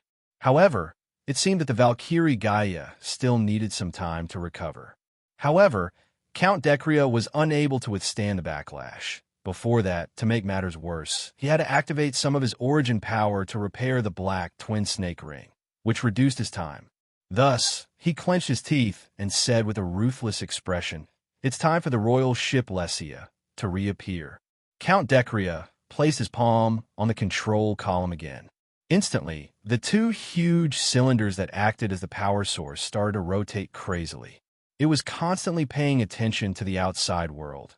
After losing the vision of the Valkyrie Gaia, the Lesia immediately switched to another surveillance method. Looking at the club mate who was inspecting the exposed hull of the Lesia, Count Decria instantly frowned. "I don't have the power of the royal family, so the Lesia can't display its full power. It might be difficult to deal with something that can't be calculated. The problem is that the official representative hasn't appeared yet. Is he hiding somewhere? Damn it, what does he want to do?" Count Decria suddenly grabbed his hair, his lips moving rapidly. "Now, the most important thing is to increase the percentage of my foreign origin. If I can't even become a candidate, everything will be in vain." "Brother," while Count Decria was deep in thought, the voice of the trial-type Gaia sounded behind him again. This made Count Decria abruptly turn around. He saw that the trial type that should have returned to control was now staring at one of the many screens in a daze. "Brother!" On the screen, a young man appeared bit by bit from the distorted air. "Brother," the trial type Gaia's body started to tremble slowly. Her body seemed to have rusted for thousands of years, but now she wanted to move. Bit by bit, she moved closer to the young man. Plop! Count Decria fell to the ground. His eyes were filled with disbelief and fear. He stared at the young man on the screen in a daze. "Impossible! Impossible!" Count Decria screamed in fear. "Impossible! The Eternal Prince has already—" In that instant, Count Decria was stunned. He lowered his head to look at the white bone hand on his arm. His trembling hand looked up at the trial-type Gaia and the young man on the screen. He frantically recalled everything that had happened after he woke up. Everything. Before the plan started, the vault had already been opened once. His Gaia-jun had been wiped out, and only the trial type was left. Teinzi had arrived by accident. He had used Teinzi's foreign origin, and not the high-level black soul that he had used in the Valkyrie battle. Everything seemed to have been created for him, and these sufferings strangely followed one after another. "It's you, Cicero. Everything was arranged by you." Count Decria roared in anger. "You schemed against me. Even after death, you're still haunting me." At the same time, the trial-type Gaia held her head in pain and let out a mournful cry that surpassed Count Decria's.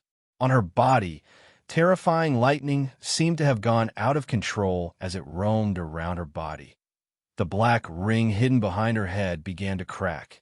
Count Decria was both shocked and furious. The white bone hand that had fused into his arm was trembling nonstop, as if it was going to break away from his arm at any moment. "Cicero, you're still not willing to let me inherit your things."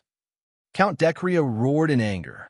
He suddenly raised his white bone hand and aimed it at the trial-type Gaia. The cracked twin snake ring slowly recovered. However, the trial-type screams became more and more mournful. The screams penetrated the main control room and were heard by Longshaw and the others who were imprisoned on the metal bridge. They didn't know what was happening inside the sphere.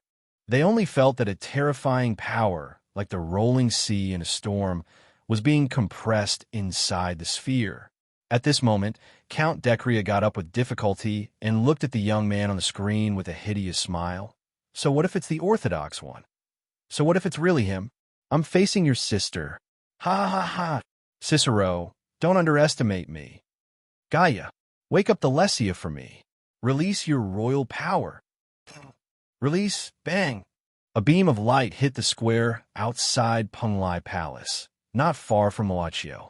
The huge energy blasted a corner of the square, and the flying gravel shot toward Luaccio. Miss Maid waved her hand, and a black flame flashed by, and the gravel disappeared instantly. Master! Miss Maid looked at her master in a daze. Luoccio was holding a roll of paper that he picked up from the ground. At this moment, he slowly opened the roll of paper. The girl in the painting was quiet and beautiful, and the young man beside the chair. They instantly appeared in Luaccio's sight. For a moment, Luaccio seemed to see something, which was illusory. Among the countless stars, the girl slowly fell into the huge vortex that seemed to swallow all the stars. She smiled and cried. Her lips trembled slightly, as if she wanted to say something. The picture flew away. Luaccio subconsciously held his forehead and closed his eyes. Master! There was a look of horror on Miss Maid's face. This was the first time she had lost her composure. Luaccio opened his eyes and shook his head. He looked at the royal ship in the sky, Lesia, and whispered, Gaia, Master. Luaccio murmured, Yi, I think. I need to have a vacation. Chapter 1093. The shadow of the Jean-Loup sword flew in the square outside the Punglai Palace. After accurately cutting the dense light beams, Taisetsu suddenly turned around. Yi, Mississippi, what is the boss doing? Although he had not been with the boss for a long time, Taisetsu had never seen the boss suddenly leave like this. Even from Mississippi, Taisetsu seemed to feel her confusion at this moment. Ensure the safety of the guests first and continue to implement the contract. However, Mississippi's servant girl quickly ordered. When the master said that he wanted to take a break for a while, the responsibility of running the club had been temporarily transferred to Mississippi servant girl. In this way, Luaccio, as the boss, had to consume a lot of life every moment. What he got was only a right that would not be triggered by the appearance of the customers. But on the other hand, he was free to do what he wanted to do. The master may come back soon. Before he comes back, we have to complete this contract as soon as possible. Mississippi's servant girl directly jumped down from the Punglai Palace.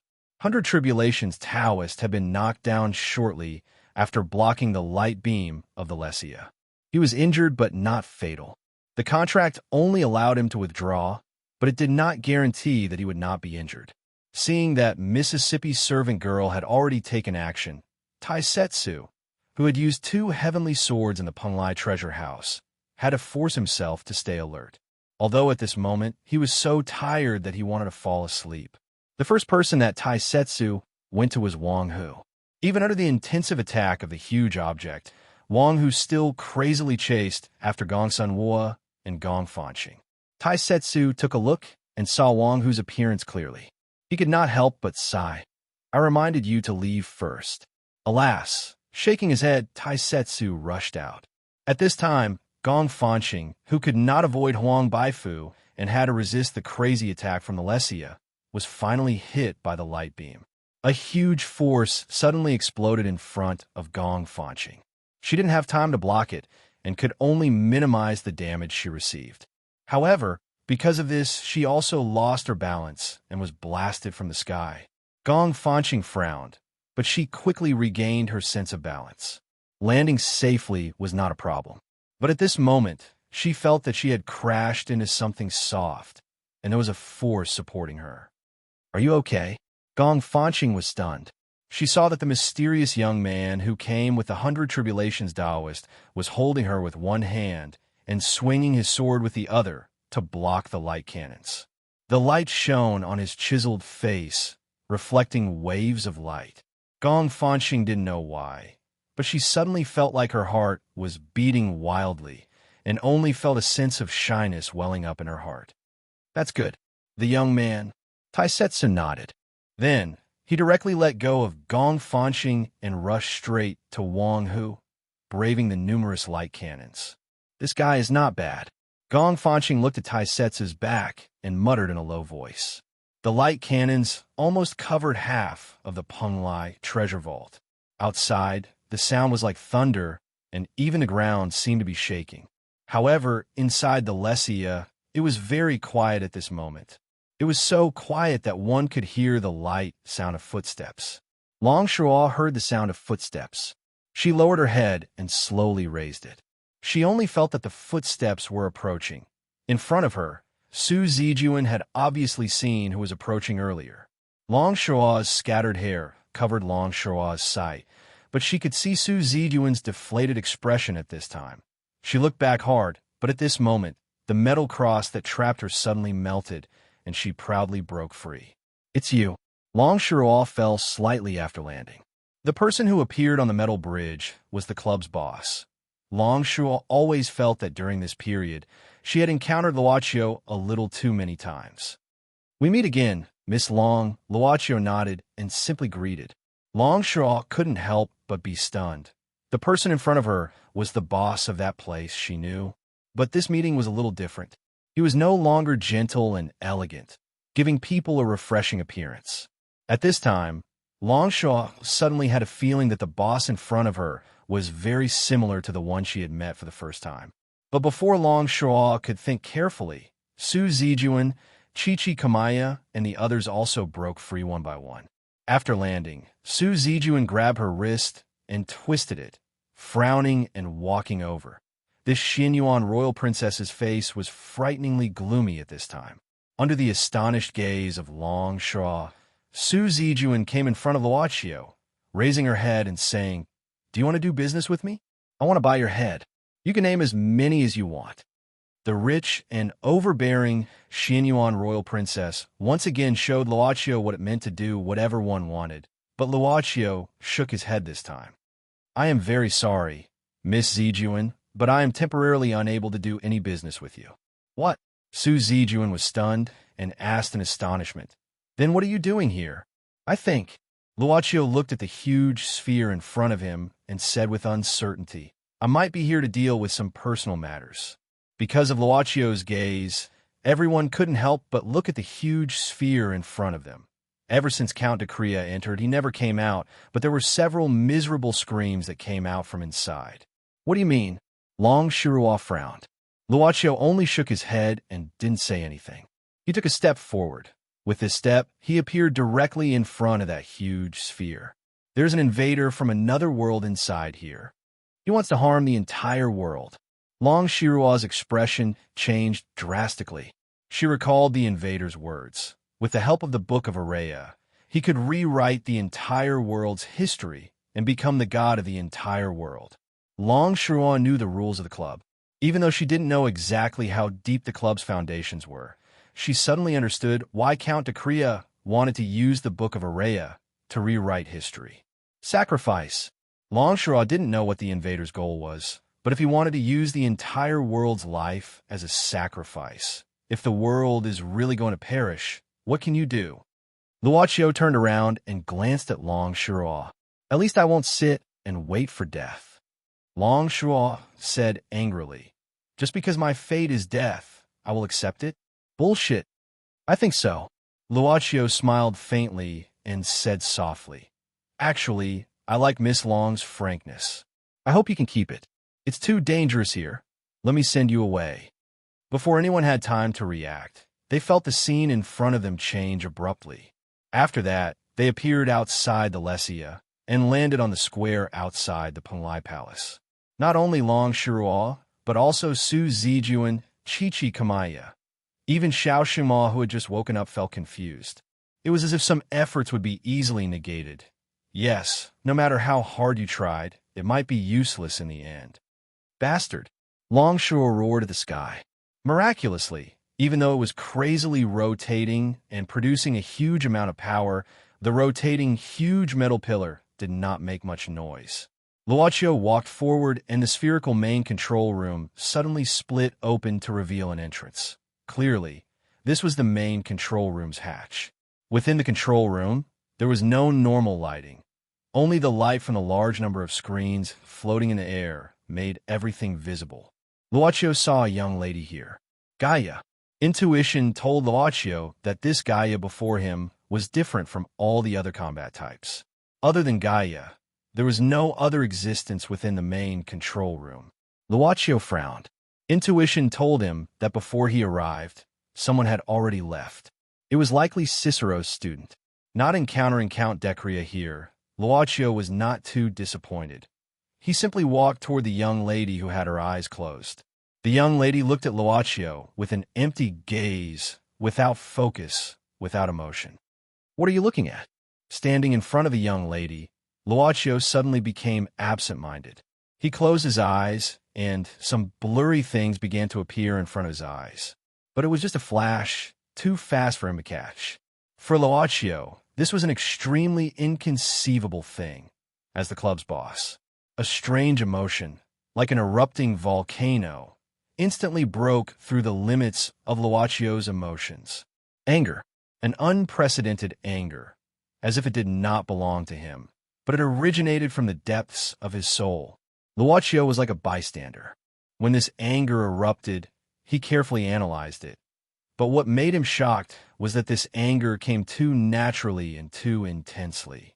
He did not even want to make a rational analysis. It was as if he was willing to let this anger consume him. At this moment, a long spear formed by lightning quietly swung out from the young lady's hand. It directly pierced through Luaccio's chest. Luaccio opened his eyes. That blurry and unclear mess of information was instantly expelled from his mind. The young lady's hand that was holding the lightning spear kept trembling. The young lady was still expressionless.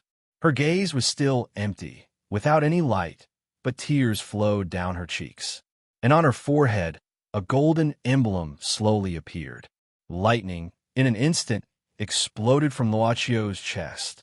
In the main control room, a bolt of lightning exploded. Luaccio's body was completely shattered by the lightning. And at this moment, the young lady's hand that was holding the lightning spear dropped down. Large drops of tears flowed out. Her eyes were still like stagnant water without any ripples. In the air, traces of black fog gradually floated. Very quickly, this black fog condensed into Count Decria. The current Count Decria stared at the spot where Luaccio's body disappeared. His eyes flashed with a trace of ecstasy. The legends are indeed true. The power of the royal family can really kill an orthodox source. Ha ha ha ha ha! Ha ha ha! Wild laughter filled every corner of the main control room. Even if Count Decria's body was on the verge of collapse, it could not conceal the ecstasy in his heart. At this moment, looking at the spot where Luaccio disappeared, Count Decria laughed sinisterly. "Although I don't know why you are like him, but he will never return. In order to kill the source, he was already erased long ago. And you are really wasting a gift from heaven. You became an orthodox source, but you didn't raise your compatibility with the source. You only became an orthodox source for a year. What a joke." As he spoke, Count Decria looked at trial-type Gaia. Looking at her cold face and the two streams of tears, he felt a burst of irritation. "You monster! What right do you have to cry?" Count Decria suddenly walked in front of trial-type Gaia and raised his hand. The tears in this girl's empty eyes gave him the urge to destroy her. However, the moment his palm was about to hit the girl's face, Count Decria's palm disappeared in an instant. His hand instantly turned into fog. After turning into fog, it turned into black particles and finally dissipated. Count Decria's eyes suddenly widened. He felt something behind him. Something appeared. Count Decria instantly turned around. Specks of light gathered in the air. Within the gathering of specks of light, a figure gradually became clear. Gradually, Luaccio once again appeared in the main control room. He slowly opened his eyes as if he had just woken up. Count Decria was instantly stunned. He shook his head in fear and didn't know what to do. He opened his mouth. No, no. What you just saw was just an illusion. No, my body was indeed destroyed by a very powerful force. Luaccio expressionlessly looked at Count Decria and said indifferently, and I'm afraid it was completely destroyed on an atomic level. This force is indeed very powerful. Impossible, Count Decria screamed. You're lying. Since you were destroyed to such an extent, you can't revive. Even if you're the official representative of Origin, you can't revive. I don't know how much you know about me or the shop behind me. Perhaps you misunderstood something. Luaccio was still calm, but from the moment I took over, it was clearly written, I won't die. Gaia. In that instant, Count Decria screamed, won't die. If you don't die, I'll kill you thousands of times, millions of times. As Count Decria screamed, the girl slowly raised the lightning spear in her hands again. Only the speed at which she did so was extremely slow. Her arms seemed to be resisting something. Finally, a trace of struggle could be seen on her numb face. Gaia, Gaia, you want to disobey my orders. The Count's voice suddenly stopped. That black twin snake ring instantly shattered and fell out from the girl's long hair. At the same time, in the main control room, countless unknown whispers sounded from all directions. Perhaps this is the first time in my life that I want to kill someone so much. A faint voice sounded in the main control room. Luaccio walked step by step towards Count Decria. His gaze was so empty that it reminded the Count of the previous trial version of Gaia's gaze. Cold, emotionless, looking at a dead object, Count Decria retreated in fear. He wanted to escape, completely escape from this place. But his body was unable to move at this moment. The Count tried to use the power from the white bone palm, but what made him feel despair was that the palm shattered bit by bit shattered. At this moment, Count Decria saw a huge door appear behind Luaccio. The moment the door appeared, Count Decria immediately knelt down. The huge door opened a little, and the surrounding whispers were crazily amplified. In an instant, from this huge door, black threads shot out. They actually wrapped around Luaccio's body, causing him to involuntarily stop. Luaccio tried to raise his arm, but found that his body was tied up by these black threads and was unable to move. Don't stop me, Luaccio said faintly. If you still want me to continue being the boss, then be quiet. The whispers sounded crazily. The black threads that wrapped around Luaccio didn't loosen. I said, go back. At this moment, anger and Luaccio were completely assimilated. At the same time, the crazy whispers gradually retreated, as if they were unwilling. The black threads broke off one by one on Luaccio's body. The crack in the door slowly closed, and then gradually dissipated. Chapter 1094. As far as he could remember, Count Decria had never suffered such pain before. If there was a standard classification of pain, then the pain he had to endure must have exceeded the highest level by several times, tens of times, or even 100 times. The extreme pain caused Count Decria to be unprecedentedly focused. Countless memories flashed through his mind like a revolving lantern. He couldn't help but angrily notice something. The representative of the Origin in front of him seemed to be different. The representative of the Origin wasn't unkillable. At least, the power of the royal family could kill him. According to legends, the Eternal Emperor had personally killed the representative of the Origin and replaced him. But following the death of the Eternal Emperor, the position of the Origin as representative was lost. That was why there were so many substitutes in the Origin S domain fighting over it. His teacher, Cicero, had been defeated in that battle and left the stage. Thus, Count Decria believed that the representative of the Origin S representative could be killed. But if the representative of the Origin S representative couldn't be killed, what happened? When did the Origin change its rules? Once the Origin S representative became an undying existence, then what meaning was there for the substitutes in the Origin S domain to exist? This was not fair at all. Not fair. Count Decria frantically shouted in his mind. but the hand that was grabbing his head made him unable to make a sound. He was like a vegetable that could feel all the pain in the outside world. The pain was magnified, but he couldn't make a sound or do anything. This predicament made him feel even worse than death. Time seemed to have been cut into countless segments, and he was forever trapped in each segment. Even if he silently counted the time, he couldn't escape and had no choice but to fall into a cycle. He didn't know how much time had passed. Finally, when Count Decrea's consciousness was on the verge of collapse, the pain he was enduring instantly disappeared. This made Count Decrea feel as if he had been tossed from the depths of hell into a blissful paradise. But this happiness came suddenly and was short-lived, because in the next moment, he once again had to endure the pain that was constantly magnified. It was as if he was being burned by fire, sealed by ice, corroded by strong acid, and bitten by wild beasts. In his mind, every sensitive part that should have existed when he had a real body felt as if they were being pierced by red-hot steel needles. Its rationality was once again on the verge of collapse, and all the pain disappeared in an instant. It once again experienced the bliss of being thrown into heaven, but in a very short time, it was once again thrown into the painful hell. How many times? How many times? How many times? Countless times. His mind gradually became numb because it could no longer bear the pain. Finally, perhaps it was just an illusion, but Count Decrea felt the pain leave him once more. This time, it did not feel the happiness of being thrown into heaven.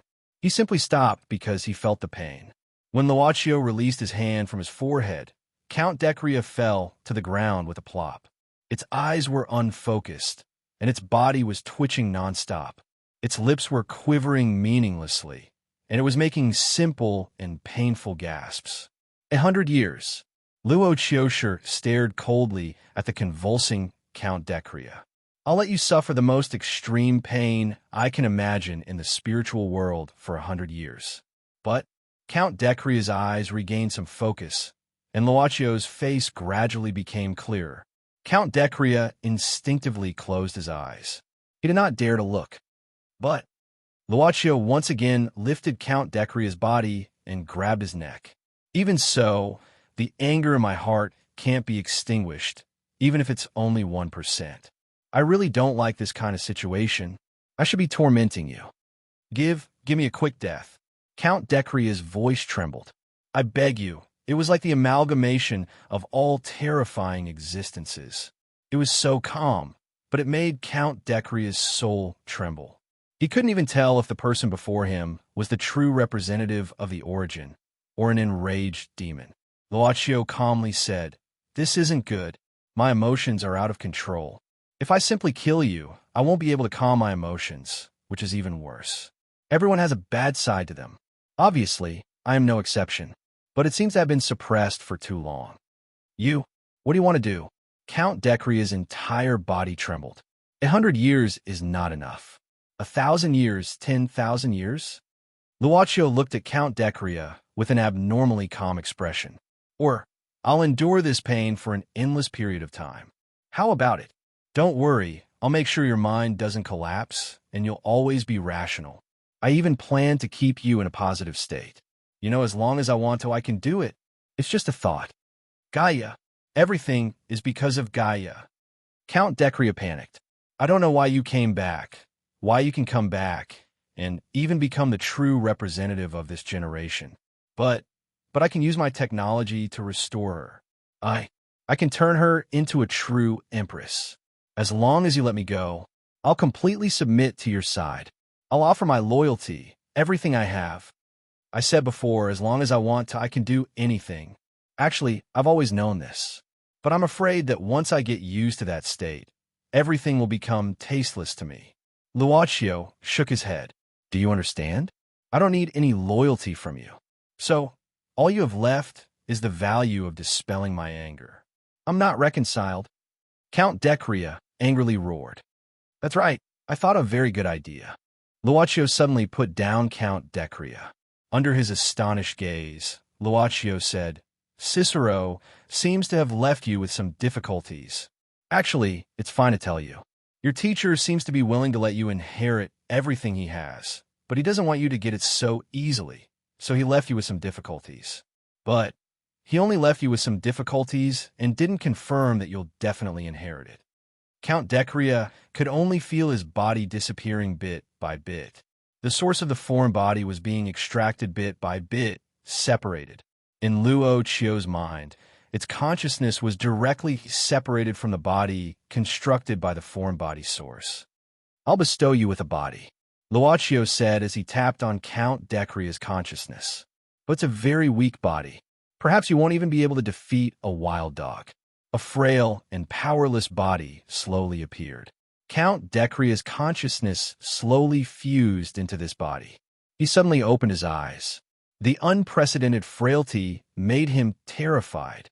Finally, I'll let you enjoy an inheritance game that you'll never be able to complete. Luochio's voice softly echoed in the main control room like a whisper, causing Count Decria's nerves to instantly tighten. His heart, his current heart, was beating frantically. You won't die. The thing you dream of will always be in front of you, but you'll never be able to touch it. It was as though he was directing a simple play and writing an unchanging script. Luochio's voice made Count Decria kneel on the ground in despair.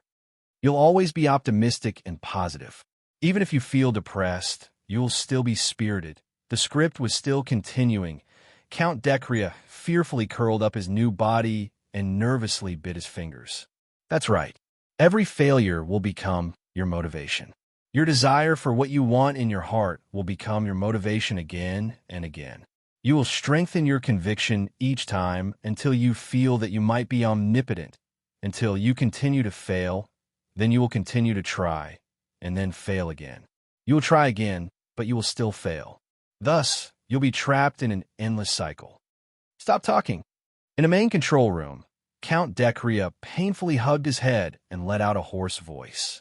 At this moment, he felt his vision darken and his consciousness instantly fell into a deep sleep. His mind was frantically resisting Luochio's voice, resisting the game he described. He instinctively shut off all his senses. Count Decria fell to the ground and fainted. Luochio closed his eyes and slowly breathed in. When he opened his eyes again, his expression was no longer as cold.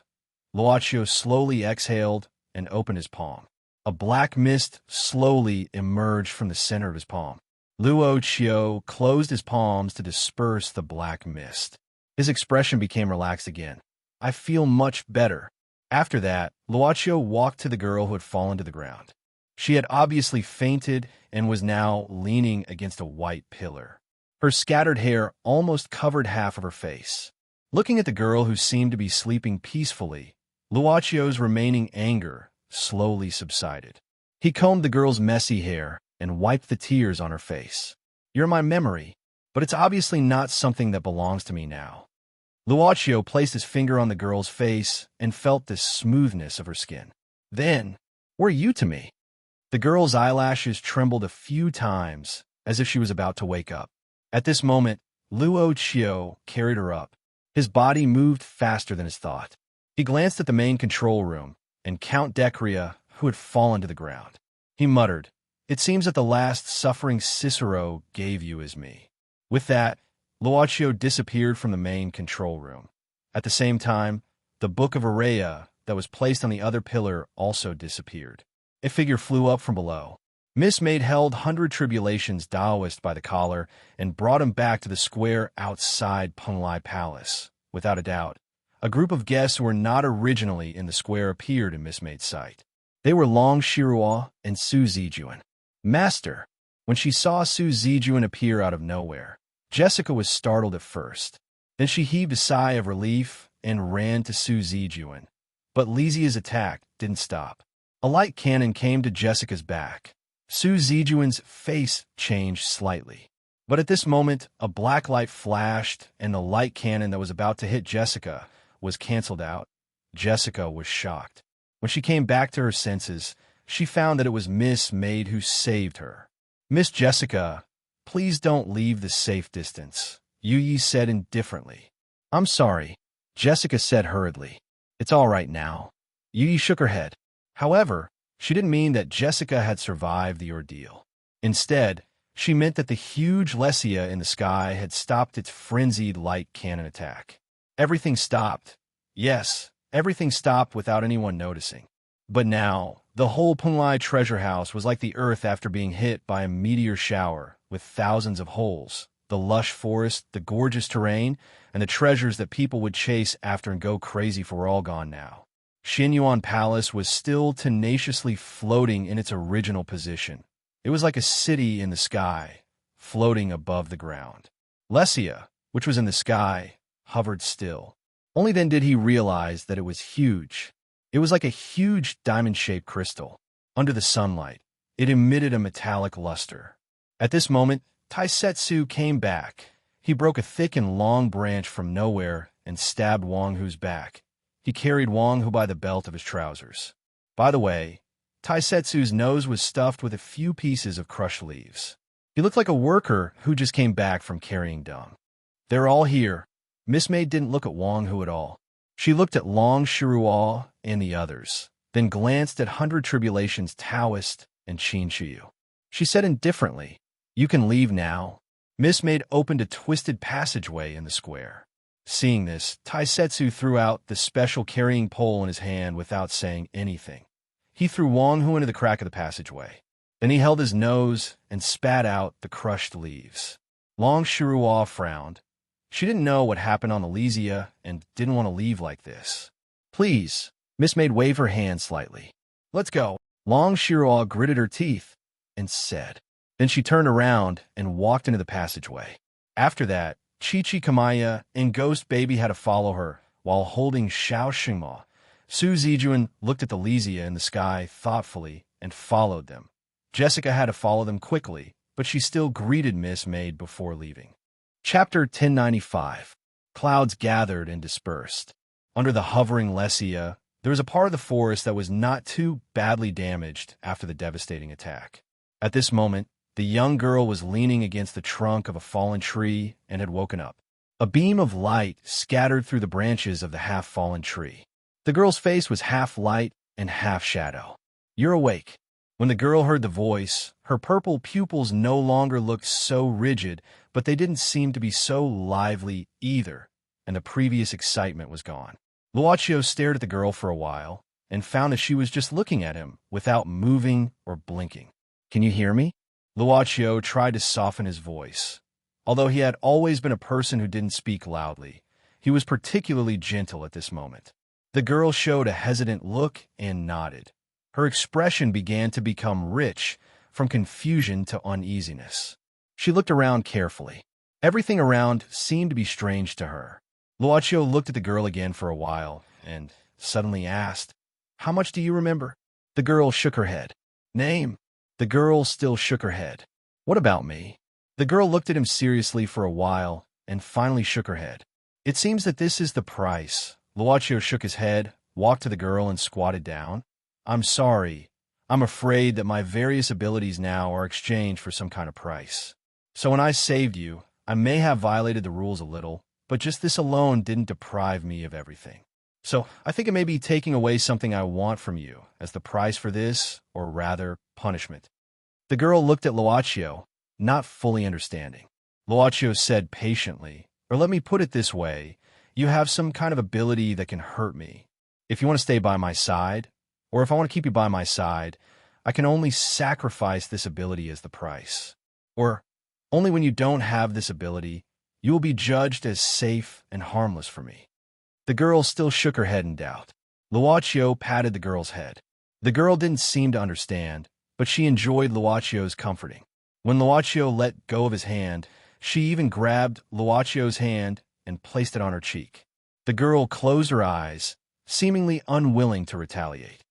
"That won't do. I still have work to do."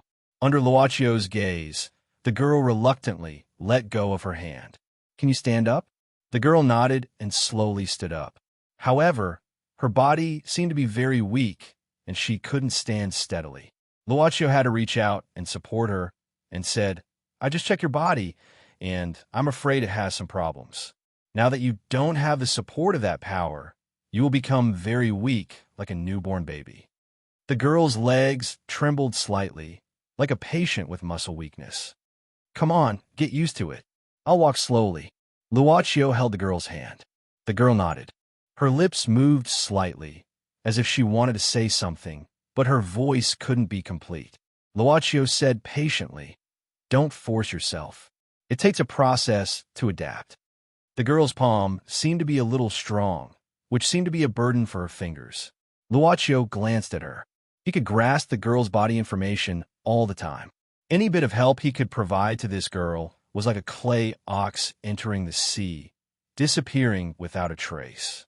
All of his abilities were useless in front of this girl. The only thing he could do now was to move with her. Luocio looked up at the Lesia in the sky. With a thought, he took the girl away from the forest. Many people left through the passage opened by Miss Maid, but there were also some who didn't leave. For example, Qin Shiyu. For example, Mo Xiaofei, who stood at the entrance of Penglai Palace with his hands clasped behind his back, and Juefeng. After Long Shuo and Su Zijuan left first, two figures climbed to the square outside Penglai Palace awkwardly. They were Gong Sunhua and Gong Fanqing. Under the attack of Lizia's light cannons, the two of them ran around and suffered a lot. It was at this time that Lizia stopped, and they had time to climb to Penglai Palace to find out what was going on. In fact, Qin Shiyu had found Gong Fanqing and Gong Sunhua earlier, but Lesia was in the middle of the indiscriminate attack, and Qin Shiyu couldn't take care of herself, so she couldn't get close. Now that things had calmed down, Gong Fanqing and Gong Sunhua, who had just arrived, obviously found Qin Shiyu, or they found the green lotus sword song in her hand. Where does this thing lead to? Gong Sunhua looked at the passage that hadn't been closed and approached it curiously. When he first arrived, he and Gong Fanqing only saw a figure disappearing in the passage. "Gentlemen, this is the way to leave this place," the Hundred Tribulation Taoist suddenly said, for some unknown reason. Gong Sunhua frowned, staring at the passage suspiciously. Taisetsu was standing behind Miss Maid, which made Gong Sunhua quite afraid. Even someone as strong as Taisetsu seemed to be dominated by this blonde woman. At the same time, Gong Fanqing's foxy eyes fell on Qin Shiyu. She frowned. "You're practicing the green lotus sword technique? Why do you have the green lotus sword song? What's your relationship with Tai Bai?" Qin Shiyu turned her face away, looking at the treasure house under Penglai Palace, and said indifferently, "He's my master." "Who are you two? Why do you know my master's sword?" "Master?" Gong Fanqing was stupefied, and then looked up and down at Qin Shiyu suspiciously. "You're the little fox who turned into a human that Tai Bai took in that year." Qin Shiyu snorted, and her eyes suddenly became sharp. A cyan sword light quietly shot towards Gong Fanqing. But this demoness from 500 years ago chuckled and flicked her finger, breaking the sword light directly. "Sword chi is solid. Not bad. You've practiced to the 8th level of the sword technique, haven't you?" Qin Shiyu didn't change her expression, but she was shocked in her heart. This charming woman could almost figure out the cultivation level of her sword technique with only one sword light. "Miss you, these two are Gong Fanqing and Gong Sunhua, Senior Gong Sun." Hunter Tribulation Taoist was good at smoothing things over. Seeing that both sides were quite hostile, he walked out directly. "You two seem to be trapped here and got out because of our intrusion. As for calling them seniors, it was nothing." Hunter Tribulation Taoist was a late bloomer. When he just started cultivating, he was almost 40 years old. At that time, Gong Fanqing and Gong Sunhua were already geniuses in the Tao world. Gong Fanqing, Gong Sunhua? Qin Shiyu suddenly heard these two names and frowned. "Master killed you too in the East Sea that year. Why are you two still here?" Gong Fanqing said with a beautiful smile. "Don't you understand? Little fox, of course it's because your master loves me. So he told the outside world that I've been killed. In fact, he's secretly keeping me as his mistress. Tai Bai jinxing, and I spent 3 very happy years together." Hearing this, Gong Sunhua stared at his good cellmate in Alexia and muttered, "This woman is so shameless. Nonsense. Don't ruin my master's reputation." But this really infuriated Qin Shiyu, who had always been calm. After a resounding sound of the Green Lotus Sword's song, dozens of sword lights were shot at the same time, and the one who arrived faster than these sword lights was Qin Shiyu, who was waving her sword. Gong Fanqing didn't dodge this time. She turned her palm, and surprisingly, her fingers clamped the blade of the Green Lotus Sword song. She held the blade and swung it, chopping down the sword lights one by one. Qin Shiyu was shocked. She turned her wrist, and the majestic magic power shook the Green Lotus Sword song. Only then did she shake Gong Fanqing's fingers loose. But Gong Fanqing quickly reached out and lightly pressed her palm on Qin Shiyu's abdomen at this time. Qin Shiyu was hit by this palm and immediately turned over and fell back. After she landed on the ground, her face turned solemn. She touched the place where she was pressed by the palm and frowned. It didn't hurt. It was just a very light push. Oh, you pulled out your sword without saying a word. You're really Tai Bai's disciple. Gong Fanqing sighed with emotion. Qin Shiyu frowned. Why should I show mercy? Gong Fanqing giggled, and the twin peaks in front of her chest shook slightly. Silly girl. I'm your master's old sweetheart and half a master's wife. How could I bear to hit you? But girl, I only mention it like this, and you're so angry. Could it be that you have some unspeakable feelings for your master? Don't talk nonsense. Qin Shiyu shouted coldly, waving the Green Lotus Sword song again. At this moment, the Green Lotus Sword song seemed to have sensed the anger in its user's heart and instantly burst out a huge green light. Little vixen, your breasts aren't big, but your temper isn't small. Gong Fanqing laughed tenderly. What should I tell you to do to show respect to your elders? Gong Fanqing also turned over to face it in an instant. Suddenly, the square outside the Penglai Palace was filled with figures flying and sword chi flying everywhere. If this was outside, it would be a terrifying duel. But after witnessing the Penglai Treasure House, the combat-type Gaia, and Tai Setsu's terrifying Heaven Sword, this kind of high-level duel was much inferior in the eyes of the 100 Tribulation Taoists. However, Gong Fanqing provoked Qin Shiyu and attracted everyone's attention, so Gong Sun Wua quietly disappeared. In the dim corridor inside the Penglai Palace, Gong Sun Wua shook his head while listening to the faint sounds coming from outside the palace. This woman is really troublesome. Even so, Gong Sun Wua didn't stop at this time. He quickly passed through many passages and finally went deep into the Penglai Palace. Soon, he saw the huge crystal that sealed Cicero's body. Gong Sun Wua suddenly stopped and looked up at the crystal. Cicero's body seemed to be in a deep sleep, and a strange color flashed across his eyes.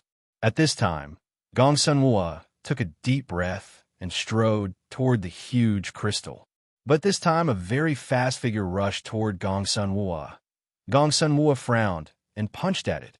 The figure and Gong Sun Wua quickly punched each other, but the strength of the punch was obviously much weaker, and the figure was blown back. Bang! A monster?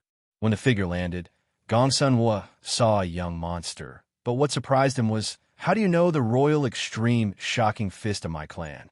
My elder brother taught me. This little monster.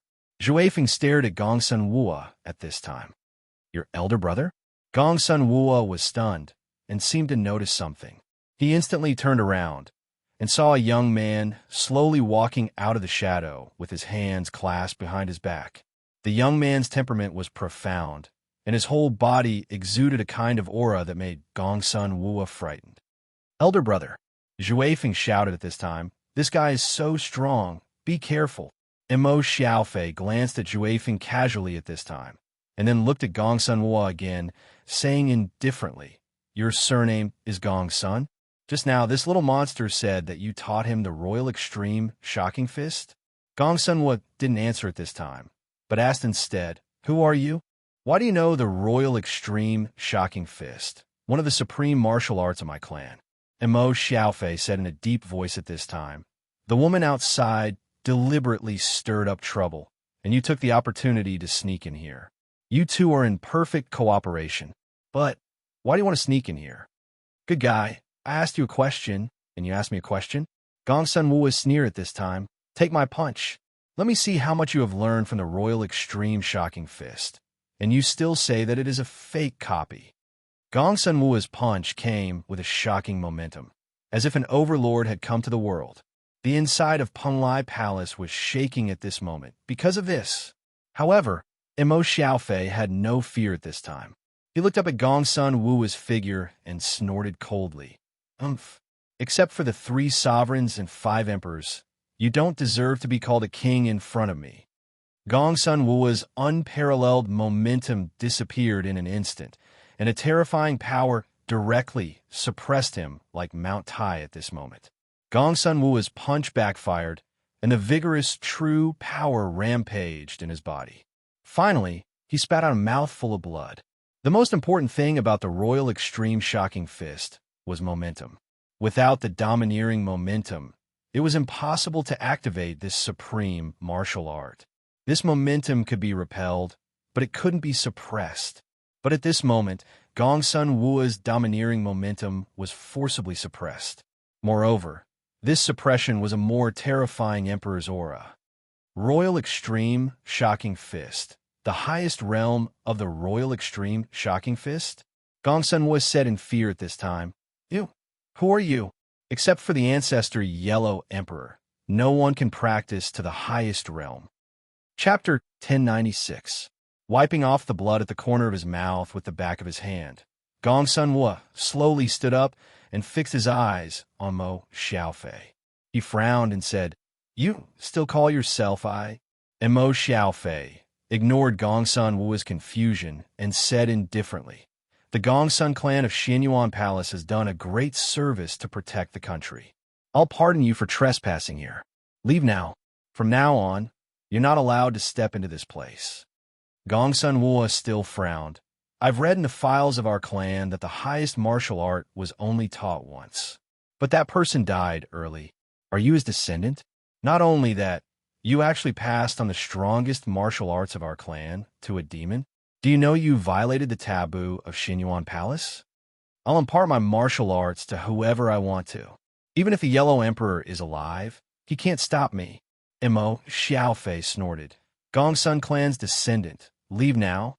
Otherwise, don't blame me for not remembering the kindness of giving you the Emperor's shocking world scripture.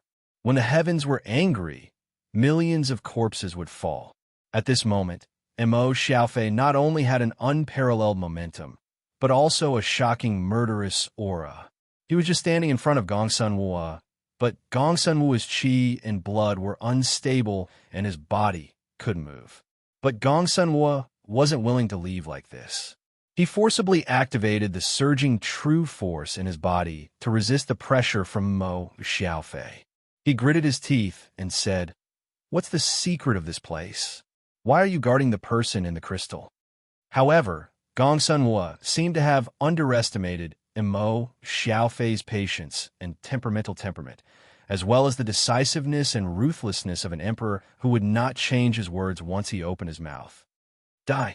At this moment, Mo Xiaofei stretched out 2 fingers and pointed at Gong Sun Wu instantly. At this moment, Gong Sun Wu's face changed dramatically. The mysterious young man in front of him had the aura of a supreme emperor that could only be found in the imperial ancestral temple in Xinyuan Palace, where the relics of the Yellow Emperor were enshrined. Gong Sun Wu only felt that his heart was beating wildly, as if it was being held by a big hand and would be crushed at any time. "Kill!" Gong Sun Wu was shocked. Life and death seemed to be decided in an instant. Gong Sun Wu was so shocked that he couldn't care too much. He gritted his teeth, and a white flame that seemed to have materialized appeared on his body. The white flame formed a shadow behind Gong Sun Wu. It roared and forcibly helped Gong Sun Wu resist Mo Xiaofei's kill words. "Xinyuan Zhanhuan?" Mo Xiaofei snorted and said in a deep voice, "I've already spoken. Even Xinyuan Zhanhuan must die." In the white flame, Gong Sun Wu coughed out another mouthful of blood. He was shocked. How could he care about the person sealed in the crystal behind him?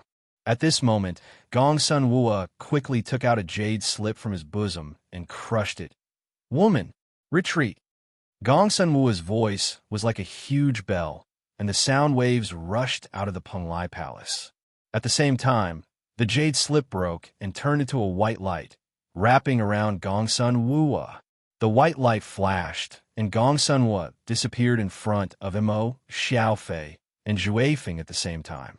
A living guy suddenly disappeared. This situation seems familiar. Zhui Feng was stunned. Looking at the gloomy expression of Mo Xiaofei at this moment, he hesitated and said, "Brother, why did this guy suddenly disappear again?" However, Mo Xiaofei was silent at this time. He frowned and said, "This person has a jade dragon jade slip in his hand. He can freely teleport out of Peng Lai Palace." Zhui Feng blinked. Jade dragon jade slip? Mo Xiaofei narrowed his eyes slightly. He stared at the body of a mortal Peng Lai sealed in the crystal and said indifferently, "The jade dragon jade slip was secretly made by Su Fu without telling me. It is the key to enter Peng Lai. There are 3 pieces in total. This person actually has 1. Su Fu. Oh, Su Fu, it seems that you still want to resurrect a mortal Peng Lai?" With that said, Mo Xiaofei was stunned. He turned around and walked out of the Peng Lai Palace quickly. Since Gong Sun Wua had 1 jade slip, then the woman he mentioned before he left probably also had a jade dragon jade slip. At this time, Zhui Feng, who had long been accustomed to Mo Xiaofei leaving capriciously, sighed and quickly chased after him. "I'll find a chance to find that boss later and ask him to help my brother return to normal." In the square outside Peng Lai Palace, in the face of Qin Shuyu's dense sword qi, Gong Fanqing looked quite calm, or in other words, she had completely gained the upper hand. "Little girl, you have reached the Dao querying realm, but your mastery of the Green Lotus Sword Codex is still lacking." Gong Fanqing's charming laughter didn't stop. "How did Tai Bai teach you? It's a swordsmanship codex full of emotions, but he taught you to refine such a cold and otherworldly sword? If I were your Green Lotus Sword Song, I'm afraid I'd hide and cry." The killing intent in Qin Shuyu's sword qi suddenly increased greatly. At this time, an anxious roar came out from the Peng Lai Palace. Gong Fanqing's face slightly changed, but she restrained herself in an instant. She chuckled, "Little girl, when you practice the 9th level of the Swordsmanship Codex, I'll accompany you to practice some moves." With that, Gong Fanqing took out a white jade slip from her sleeve. While crushing it, she smiled charmingly at Taisetsu, who was eating the cinnabar fruit. "Little brother, we'll meet again if fate wills it." Taisetsu was almost swallowed by the core of the cinnabar fruit. As if he had seen a ghost, he rolled his eyes and said, "You'd better go find the guy who hid you in his golden house." "It's just a joke." Gong Fanqing smiled meaningfully at this time. Taisetsu suddenly shivered. Miss Maid looked at Taisetsu abruptly. Taisetsu had to look away innocently, pretending that he didn't know anything, and continued to eat the fruit. In all honesty, he didn't do anything. "Don't try to escape." At this moment, Qin Shiyu shouted coldly. The Green Lotus Sword Song burst out tens of thousands of sword light, instantly splitting the square outside the Peng Lai Palace. However, at the moment when the sword light was about to cut Gong Fanqing, a white light flashed and Gong Fanqing disappeared. The sword light that couldn't tear Gong Fanqing apart directly chopped at the entrance of the Peng Lai Palace, leaving a huge crack. Qin Shiyu's face was as cold as ice. Looking at the place where Gong Fanqing disappeared, there was a strong killing intent in her eyes. Why did they disappear? 100 Tribulation Taoist frowned, looking at Miss Maid confusedly. Miss Maid said indifferently, "Don't worry, they have their own way to leave, so it won't be your fault." 100 Tribulation Taoist didn't feel relieved because of this. Instead, he was vaguely worried. If Gong Sun Hua and Gong Fanqing had a way to leave, why were they willing to be trapped here? At this time, Qin Shiyu walked directly to the passage opened by Yu Yi. Miss Maid suddenly said, "Miss Qin, you haven't returned to the shop for a long time. I'm afraid I need to remind you that time won't stop because of your absence." "No need." Qin Shiyu looked back, then walked into the passage with a cold face. "Go ahead." Yu Yi nodded, saying nothing more. The moment Qin Shiyu left, the space in the square twisted. After that, Luochio appeared beside Yu Yi with the girl. The moment he saw the girl, Taisetsu tore off the necklace on his neck, and the Zhanlu sword appeared. Unexpectedly, Miss Maid waved her hand, indicating Taisetsu not to be impulsive, and looked at Luochio. The girl directly hid behind Luochio, hugging Luochio tightly, even slightly trembling. Luochio had to pat the girl's hand. "It's okay, he's just worried about me. He won't hurt you." The girl still hugged Luochio's waist tightly, and Luochio didn't have a good way to comfort her. "Master, who is this?" At this time, Miss Maid approached with a trace of doubt. "She'll follow me in the future." Luochio kept silent for a moment. "She's my younger sister, and her name—" "Master's younger sister?" Yu Yi opened her mouth slightly. Even someone as omnipotent as her couldn't digest this information instantly. "Is there a problem?" "No." Miss Maid quickly shook her head, respectfully retreating half a step. "You'll take care of Luoya in the future." Luochio said softly, "Thank you for your hard work." Miss Maid shook her head slightly. Luochio patted the girl, Luoya's hand, and Luoya reluctantly released her hands. Luochio looked at Luoya. "I have something to deal with. You follow this sister first. She'll treat you well. Don't be afraid." Luoya looked at Miss Maid hesitantly, only to see Miss Maid showing a gentle smile at this time. Luoya clenched her fists nervously and slowly walked to Miss Maid's side. At this time, Emo Xiaofei and Juefeng walked out of Penglai Palace quickly, and Luochio walked directly to Emo Xiaofei. Emo Xiaofei met Luochio for the second time in a short time. But before Emo Xiaofei spoke, Luochio took the initiative to say, "I've bought Penglai Palace from His Majesty." Hearing this, Emo Xiaofei looked surprised. Then he frowned and said in a deep voice, "You want me to buy Penglai Palace?" "Penglai Palace is currently judged to belong to His Majesty." Luochio said indifferently, "Since I want it, I can only choose to buy it. Of course, there are other options, but I don't want to do that. It's always others who buy what you need." Emo Xiaofei stared at Luochio and asked word by word, "I'm just doing it as an individual." Luochio shook his head. Emo Xiaofei pondered for a moment. "One condition. Your Majesty, please say." Emo Xiaofei said in a deep voice, "From now on, no one is allowed to enter this place again." "Including His Majesty?" "Including me." Emo Xiaofei nodded. "If you can guarantee it, Penglai Palace will belong to you from now on." Luochio nodded. "Then, thank you for your generosity, Your Majesty. From now on, except for me, no one can step into this place again." Emo Xiaofei took a deep breath, vaguely dissatisfied, but he concealed it well.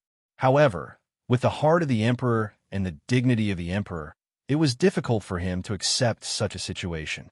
So Emo Xiaofei snorted coldly and strode toward the exit passage. Seeing this, Juefeng was a little anxious.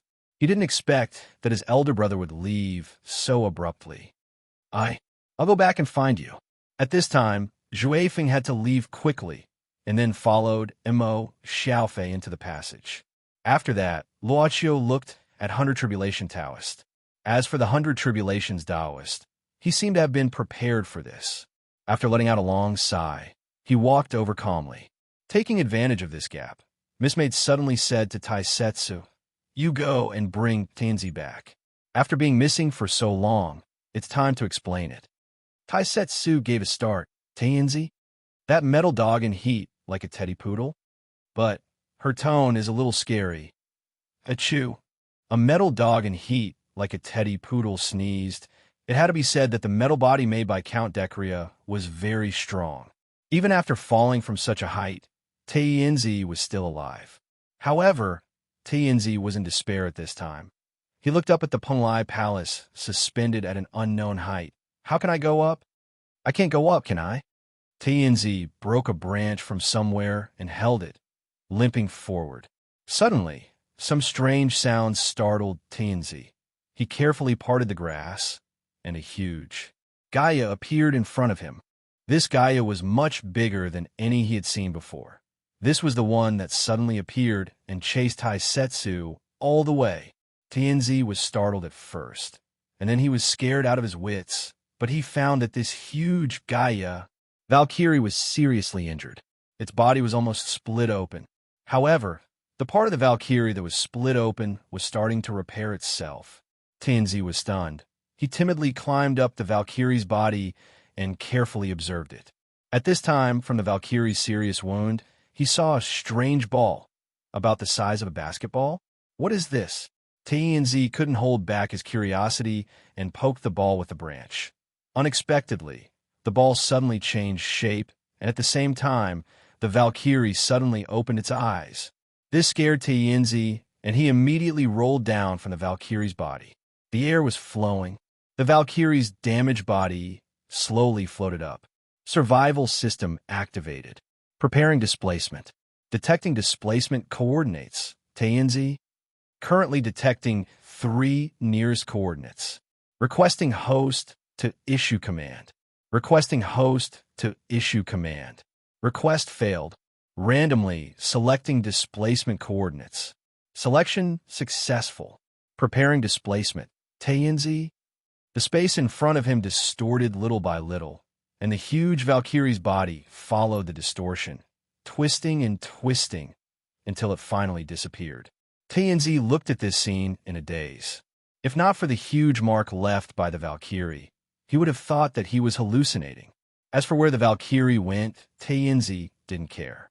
At the same time, a figure quickly flew down from above and appeared in front of Taenzi, reaching out his hand and lifting Taenzi up. It's late. Taenzi clearly recognized the guy in front of him, the guy who slapped him down from above. Sorry, I didn't know you were a colleague at that time. Taisetsu immediately laughed. Yui asked me to bring you back to explain. Oh, by the way, it seems a bit weird here what happened. Taenzi was not in the mood to explain to Taisetsu what happened. Hearing that it was the maid's order, Taenzi panicked. Bro, can we make a deal? Taenzi said with a serious face. What? Can you pretend that you didn't see me? Taisetsu smiled. Let me send you to heaven.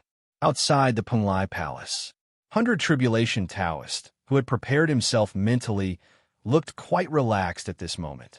He came to Luochio with a smile on his face and cupped his hands. Boss Luo, thank you for saving some unnecessary losses for Kelowna and the Taoist and Monster Realm. I'm very grateful. Luochio looked at 100 Tribulation Taoist and suddenly said, Mister, according to the contract, we will take your life and soul after we evacuate everyone safely. But the service time is not up yet. If I give you some time, what are you going to do? 100 Tribulation Taoist was stunned. Then he thought for a while and sighed, probably go back to Kunlun Mountain and enjoy the scenery. Is that enough? Luochio asked curiously. 100 Tribulation Taoist sighed. I went to Kunlun at 30 years old, succeeded in Qi training at 50 years old, and reached foundation establishment at 70 years old. I've always been slower than others in my cultivation. I can't compare with those geniuses of my generation, and Juanxio has gradually caught up with me. Maybe it's because of my good luck that I have a longer life. I reached the Tao querying realm by accident, but I've been satisfied for a long time.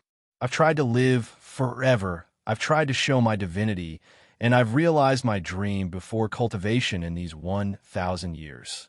Face life and death calmly. Even if you give me time, I don't have the ability to cultivate beyond the Tao querying realm, and I can't do it. Instead of being obsessed with cultivation and fighting, it's just a dream in vain. I'd rather watch the clouds above Kunlun Mountain slowly fade away.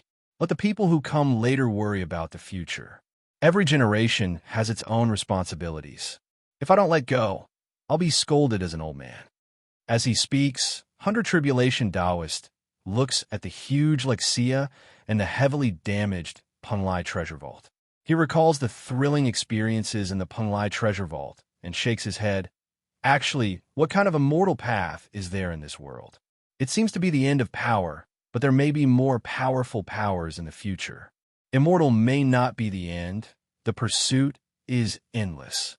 I've been free for 1,000 years, and this immortal path is considered to be over, okay? Old man, if I have time, I'll visit you at the Kunlun Mountain. Luochio smiled. 100 Tribulation Taoist said casually, then it might be faster. I don't think I have much time left, right? Luochio said calmly. If there are no accidents, you should be able to live to the limit of your current realm. Of course, if there are new breakthroughs in the future and your life form changes, it's hard to say if you can live longer. The 100 Tribulations Taoist couldn't help but be stunned. I can still live for so long. There's a lady who paid for you. Luochio smiled and said, she said she doesn't like to owe people things. Who? 100 Tribulation Taoist asked in disbelief. About this, I'm afraid I have to keep it a secret from my guest. Luochio waved his hand. 100 Tribulation Taoist was stunned and left this place. After a while, Daz climbed to the Penglai Palace Square. He was still carrying a thing that had no limbs, looked like a dead dog, and exuded a desperate gaze. Then a white light flashed, and the square outside Penglai Palace was empty. This place fell into a dead silence. Silence reigned. It was terrifyingly quiet. One could even hear the sound of heartbeat and breathing. Count Decria looked at his bloody hands, trembling, and reached out to the huge crystal in front of him. Almost there, almost there, almost there, almost there, almost there, Count Decria fervently dug through the crystal. Looking at the body sealed in the crystal, he seemed to be constantly bursting with power. Almost there, it's almost there. Finally, the crystal broke. Count Decria reached out his hand in ecstasy, wanting to grab the body in the crystal. But at that moment, Count Decria's vision suddenly turned black. In an instant, the crystal returned to its original shape, and so did the wounds on his hands. He was back to the starting point. Just a little bit more, just a little bit more. Count Decria's roar of anger and unwillingness could be heard in the hall. He knelt on the ground and powerlessly hammered the hard floor as he cried, I don't want it anymore. I don't want it anymore. I don't want it anymore.